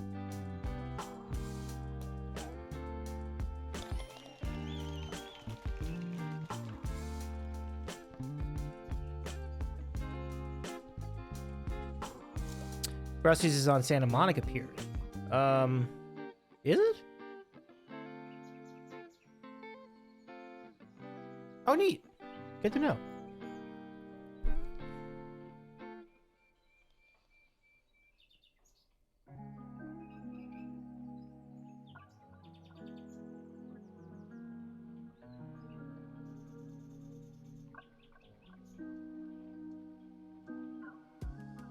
Yeah, that sounds pretty gnarly, Odyssey. Wow.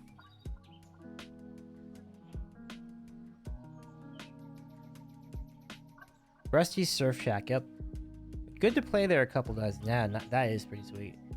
So you wouldn't be too. That wouldn't be too far from where the original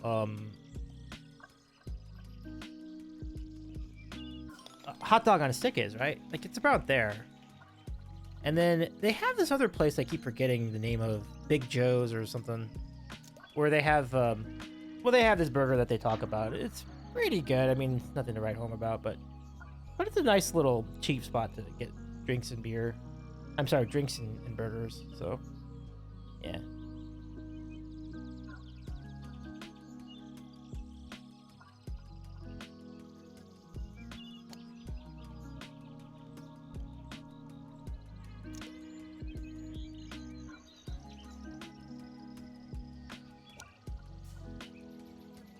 Oh, I can't believe I missed that. So, you said you play this game too, right?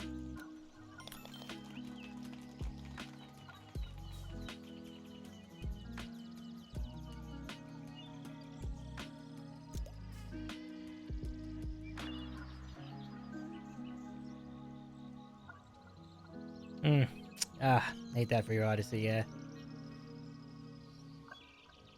Again, there's a lot to say on that topic, because homelessness is increased in a lot of California. Like I'm no stranger to it at all, and there's just so much I could say, but I feel like it's probably something I probably would say for maybe Discord DMs or something like that, because it would just be too much to add.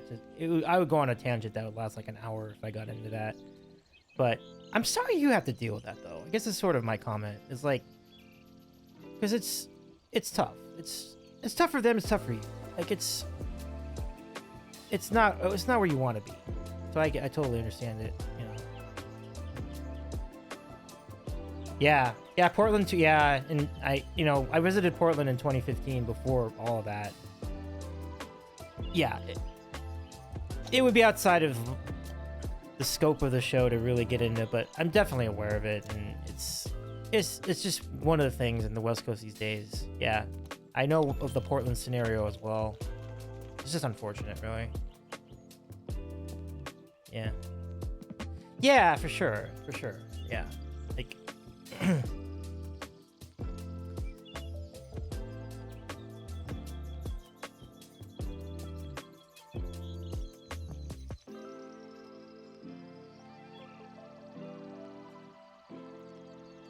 one of the things I thought I do sometimes on my old podcast, the pre-Twitch show, the Sandwich Corner. It was not called Sandwich Corner back in the day, but that's like my legacy podcast, a show I have hosted, mostly sports, but other conversations as well. It is part of the Sandwich Show's YouTube channel, so if you look at if you use !point podcast, you'll get more information about it. But that was kind of the venue where we get into like more macroscopic stuff with my friends, and we did sometimes get into stuff like that, but this was in the before times, before the pandemic, so it's a little more intense now with like things that are going on since the pandemic has started, since the initial wave of the pandemic and so on and so forth. I've been told by people we're not in a pandemic and we're fine. We're not, but the new reality does not change in that scenario.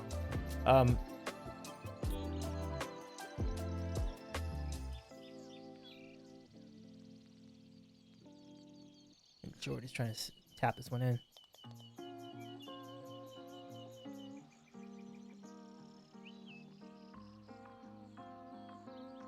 Yeah.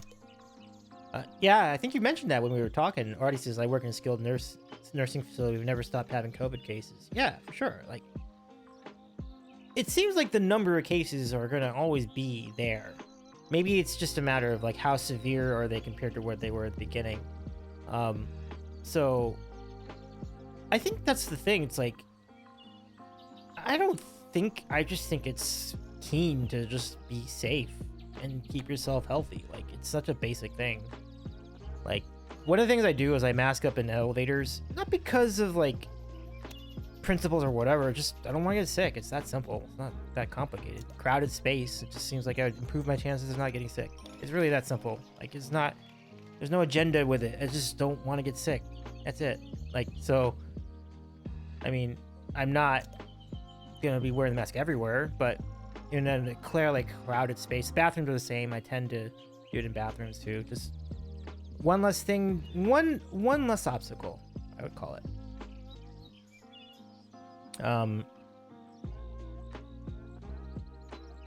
Family members that think it's over are the #1 cause of outbreaks. Isn't that wild? That's just unfortunate. Yeah. Bill says my sales territory is the western third of North America, all Central and South America. Central. Oh, okay, I gotcha. Western third of North America, all of Central and South America. So I fly into many of these places so often. Wow. Yeah. They bring it in and think just, oh god, do they really? Oh my gosh, Adi. Oh man, that is something else. I'm trying to think about which target I'm going here. I think it's the third one.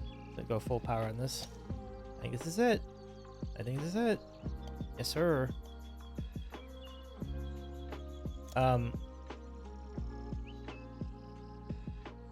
Yeah.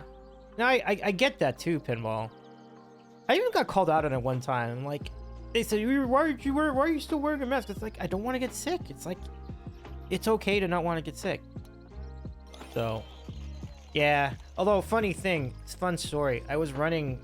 Nah, I'm not gonna do that story. But basically, before things opened up, I was running and there was somebody on the street near in my neighborhood, and they're yelling at me like, "How could you not have a mask on?" Which was a completely fair question. But it was just because I was running. I was just running. I wouldn't do it if I wasn't running at the time. But I totally wasn't mad at all because I'm like, I totally understand. I get it. Like that was a very fair complaint. I was just running too close to to those people. So yeah, my bad. That was my bad on that one. Yeah. Everyone's back to closing their offices off. Wow. Yeah. Well, it figures that it was probably going to happen. Bill says, agreed. At least people aren't yelling at as much. Yeah, that's a good thing. That's a good thing, Bill, for sure. I'm thankful that I never had to experience any yelling at me, but to be fair, I pretty much just went to work and just went straight home. It's kind of one of those deals where it's like less can go wrong there, right, Pinball? Like,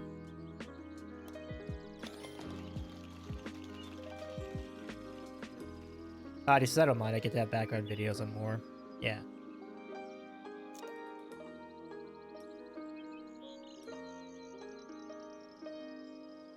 I mean, I work from home, and so I'm happy. I now get to work. I didn't get to work from home this much back at my old job.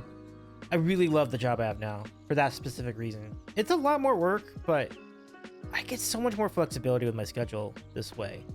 I really like this setup. I mean, if work settles down, and it's settling down a little bit, but the biggest project I had when I started working at my new job was to migrate a website, and we are very close to this being completed.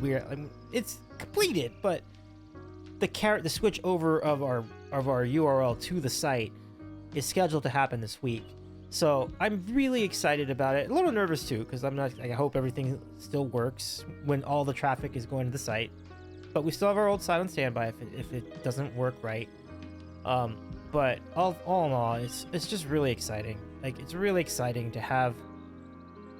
The whole purpose of me being hired basically was to migrate this site, and we are very close to it happening. And that just makes me so happy. Like, I'm thrilled about it. Working in tech can be frustrating a lot of times, but this is the moment where it's like the whole thing is worth it, because you get to enjoy moments like this and savor all the hard work you've done and all the hard work that your colleagues have done. Thank you so much, Bill. I appreciate that. Good luck with DNS. Oh, always. DNS is always going to be pesky. Always. Yeah, Javen says, yeah, work from home is so nice. For sure. For sure.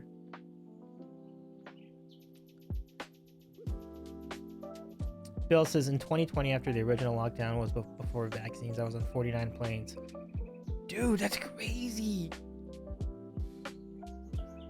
Because your job was probably still having you go everywhere, right, Bill? Oh my gosh. That is crazy. I'm so grateful you survived. That would have sucked. That would have been awful if you didn't. Yeah. Yeah, that's nuts. I know a lot of people had to do that. It's just one of those things where like nobody wants to do things like that, but they kind of have to. That's I sympathize with your situation.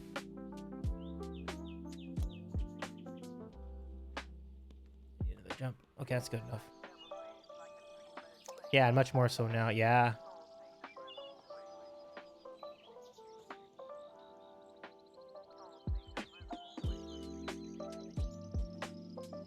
Oh no, man, oh, that's nuts. There's a lot there to. Let me try to TLDR this a bit. So you're trying to switch over analog copper lines to. I'm assuming. See, PX in a box solution, so that's basically some form of VoIP. I'm assuming. And it's pretty much everybody's doing that right now, so it's kind of an interesting spot there. But, and it's been a nightmare that elevator techs can't get in to program the lines. Wow. Glorified cell phone swap? Oh, is it really? Yeah, it's kind of cheap. Not gonna lie. Oh, yeah. I don't know. That's a thing. Going to cell phones though is a dangerous road because, especially if you're working in like a medical field, what is going to happen in an emergency? You're kind of hosed. Because the first thing that's gonna go down is the cell phone towers. Like, you sure you want to do that? Like, what is your contingency plan for that? Like.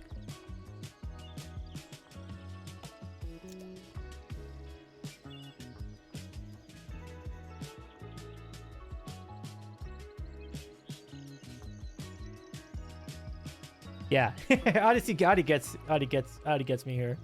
Yeah, Odyssey is supposed to be an emergency certified, but as soon as a real emergency happens, when cell phone towers go down, it's going to fix. I mean, for real, like, I mean, I wouldn't call myself a cell phone expert, but we've seen it. We've been through this before. Like when there's a fire or there's an earthquake, like a lot of people are on the phone. Like,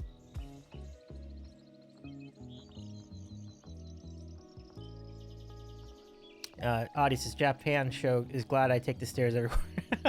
That's good, Pinball. Yeah, or even high wind. Yeah, for sure. And it does get crazy, even here in California. Winds can get nuts. I'm trying to figure out the number here. I guess is it 1?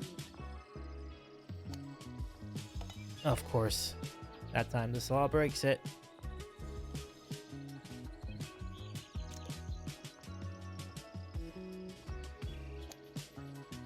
Okay. Oh yeah, it has to be more than 1. It's counterintuitive. It looks like you have to hit it softer, but you actually have to hit it harder. So I think I might have it. Can I do it in 10 seconds? 5 seconds? Can I do this in 5 seconds? I did it!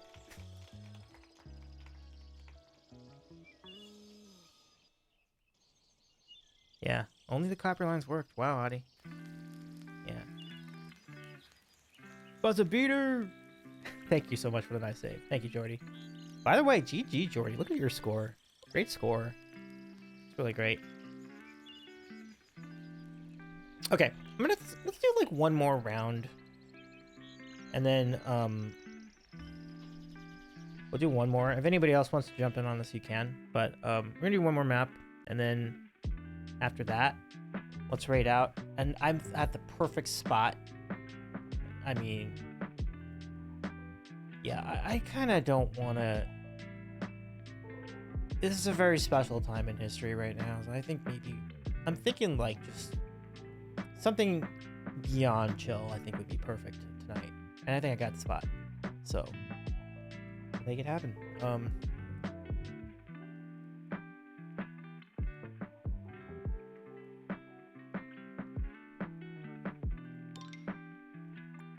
Okay, let's pick a Candyland. Sounds good.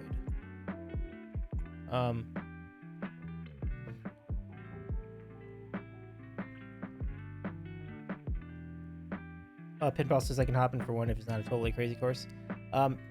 Let's do it. We're gonna do Candyland, so very, very not crazy course. So Pinball, feel free, jump on in. Be great to see you. Bill, have a good rest of your night. Bill says I'm gonna hit the sack. Thanks so much for being up. Hang in there. Dessert share stream soon. Ah, I love it, Bill. Thank you, Bill. Hang in there too. It's great to see you again. I appreciate you hanging out in chat. And we'll probably do more of this down the road too. Probably have some more golf streams. Golf's getting really popular around the Twitchverse. Cool to see.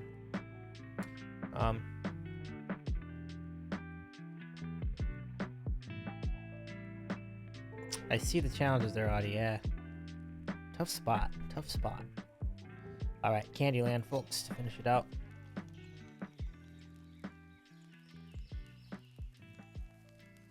So, Audie, quick question for you. Like, of the maps you've familiarized yourself with in this game, I think you said you played before. What have been your favorite maps out of the regular maps in this game? And for me, this is one of them. I've just hit a groove with it. I mean, not in that hole, but in most of them I have, yeah. I took Miko to Santa Cruz to go off of... Oh, really? You took Miko with you? That's cool. That's super cool.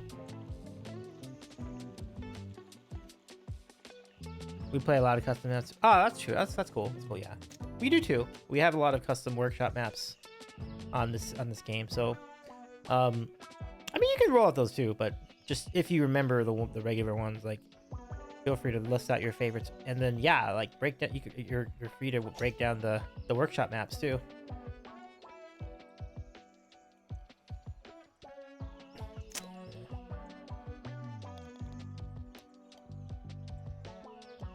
Do I have enough? I do. The Kirby's Dreamland. Oh, there's a Kirby Dreamland? Kirby Dreamland map. That's pretty cool. Especially if you've played the game before, like the Kirby game.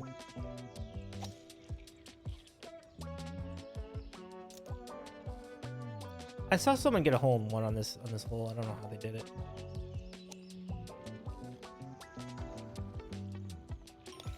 See, I feel like a 2 is really good. Getting a 1 is spectacular. I think Pinball's in 2.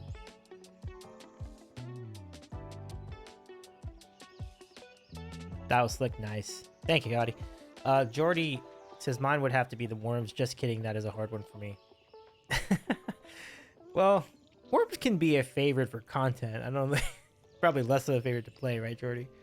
But sometimes it's a fun one to play anyway, just because just of how comical it is. Like, just how hard it is to play. Like, if you jump right and ride the rim, you might be able to get it. Ah, yeah. You know what? I think that's spot on, actually. Because Odyssey's talking about that bank that curves to the left, and I think Penguin Superhero mentioned that. Like, if you just glide that bank on the right side, and then it curves to the left, it should take you to the hole. See, that's how you get a hole in one. That's right. I totally forgot about that.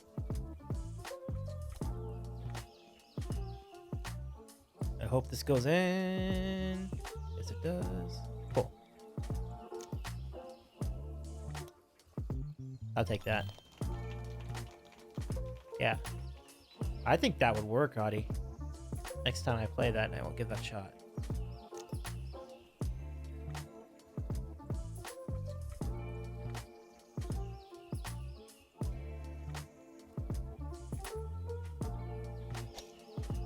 I may have hit this too hard. Oh, I did.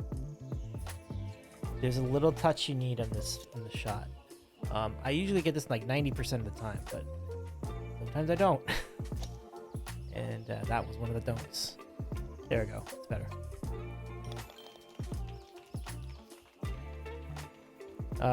Audie says, we do a lot of skill trick shots in Bo's group. They play this way too much. I still want to get Bo to play this game with us on stream. Either on her channel or on this channel. Either way, it doesn't really matter. But Bo has expressed interest in doing such a thing, but I need to commit to setting up time and promotion for such a thing. Just have Bo join us on one of these sessions. Because I know she plays this game. Like, we've talked about it. I think Bo's talked about the Bounty Castle being a beast, but it's a fun looking map, I'll tell you.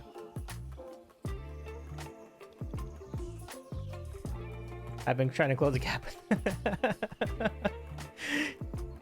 You can get really good with practice in this game, audio. Yeah. So I salute your attempt to improve in the game, and you'll get there. I'm always glad to offer tips, but I don't want to do it too much because I know I've been docked for backseating before in this game. But all we're trying to do is help, so I don't mean to do that. But that's 3.5. I just hit it straight at the pin. You have the time to jump in the right spot.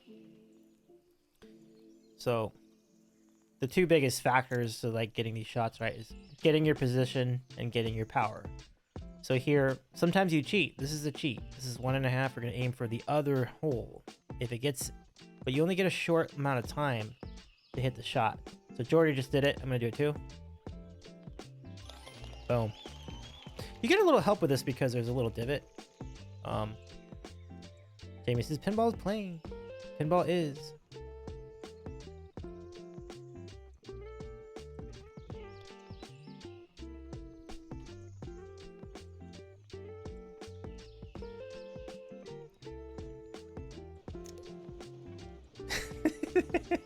But it's funny when Audie says they play this way too much. So do I. I'm no better. I spent way too much time with this game.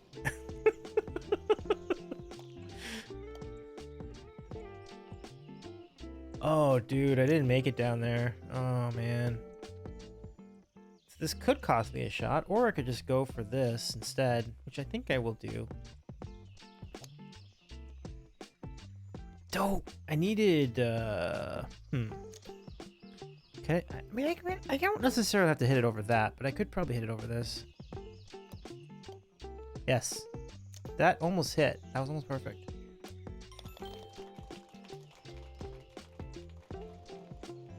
This is, I found that trick on other maps. Nice. Jump too early. Yeah, I did. That's close. Ooh, pinball. Nice move. Oh, you going for it too? Oh, I thought you were going to have that. I was so excited there.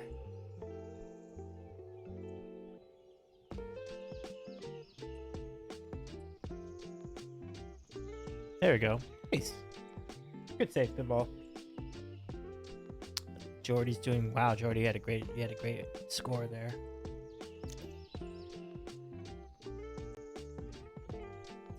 I forgot you have to hit the ramp slow. True.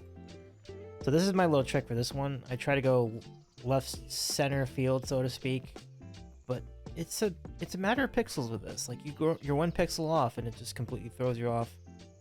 And you go full power at the green block. If you get the right angle, you glide this chocolate ramp right here, and it takes you right in. Perfect. Yes. I free cam like a motherfucker. You should. I mean, the tools are there for you, so you should definitely take advantage of them.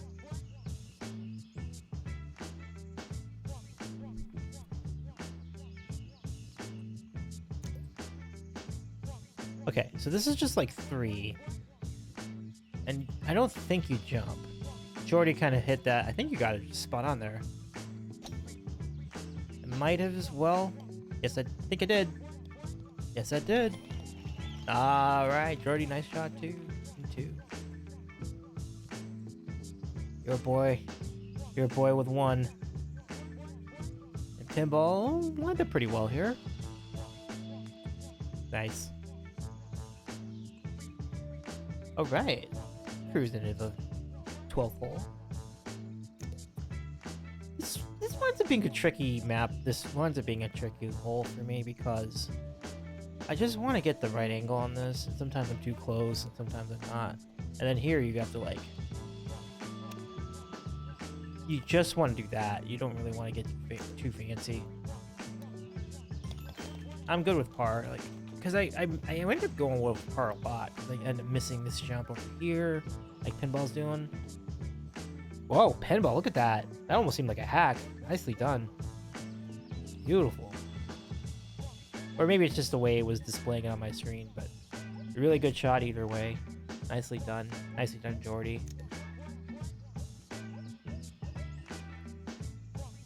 Yes, the elusive bogey hack. Right.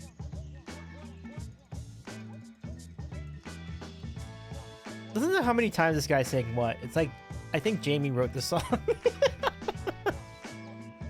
What? What? What?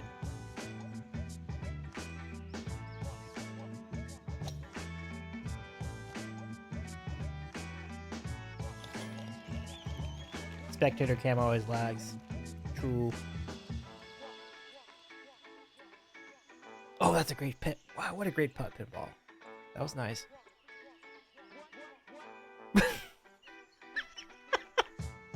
What? What? What? Yeah, okay. Yeah, okay. What? What? What? Yeah, okay. Yeah, okay. What? What? What?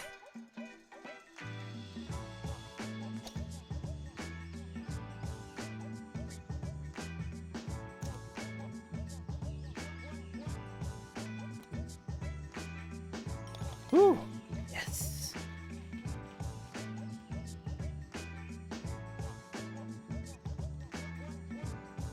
We all styling on this map. This is great. Roll it down to the finish. 15th hole. Let's go. I think it's 3.5. I'm trying to remember. If you do it well, you can hit it off the block here. Yes, it does. Yes, it does. So I just got to work on my angle to make that a hole-in-one. Very close. Pinball's in too. Nice.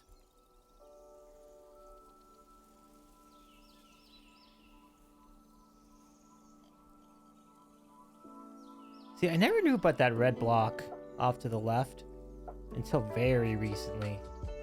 No, Jordy, I actually think that's a good hole to go in because it takes you right down here. It looks like you're solid here. Nice, Jordy's in. Love it.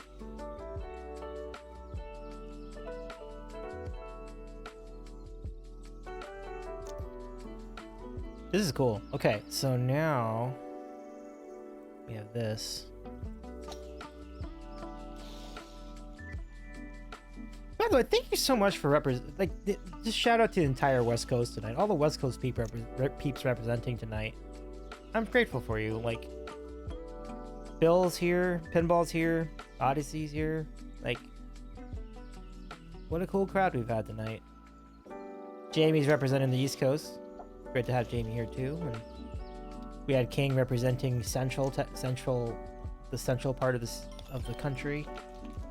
And oh, J-Man too. J-Man was representing the West Coast for sure, because J-Man's in the Valley of the Sun.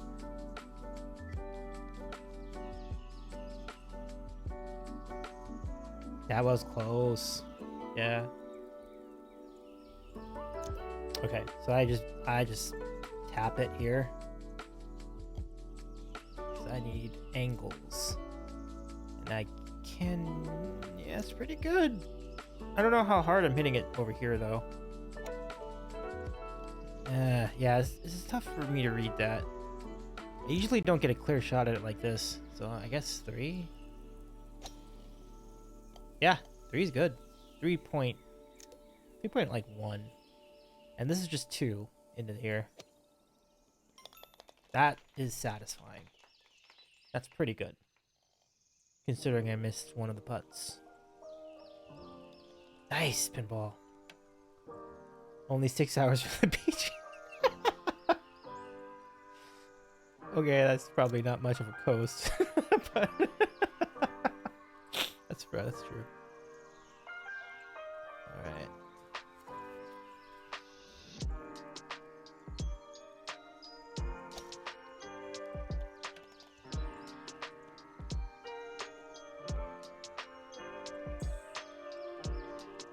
This will be a nice way to end this.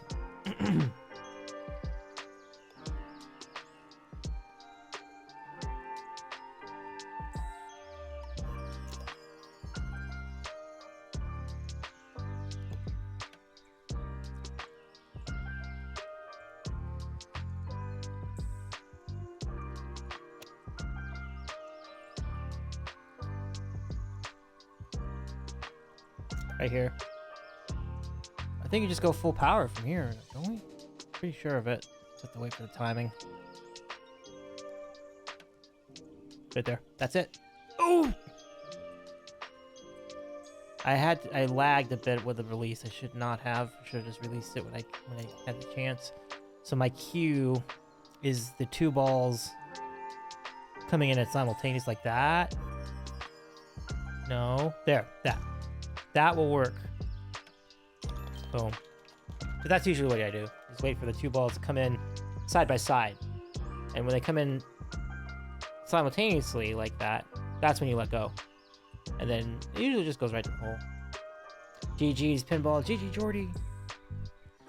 Thank you again for being here tonight. Like, it's so nice to have you here.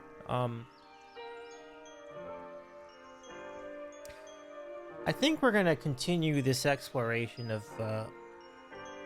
of chill. I'm gonna think this through. Where can we go?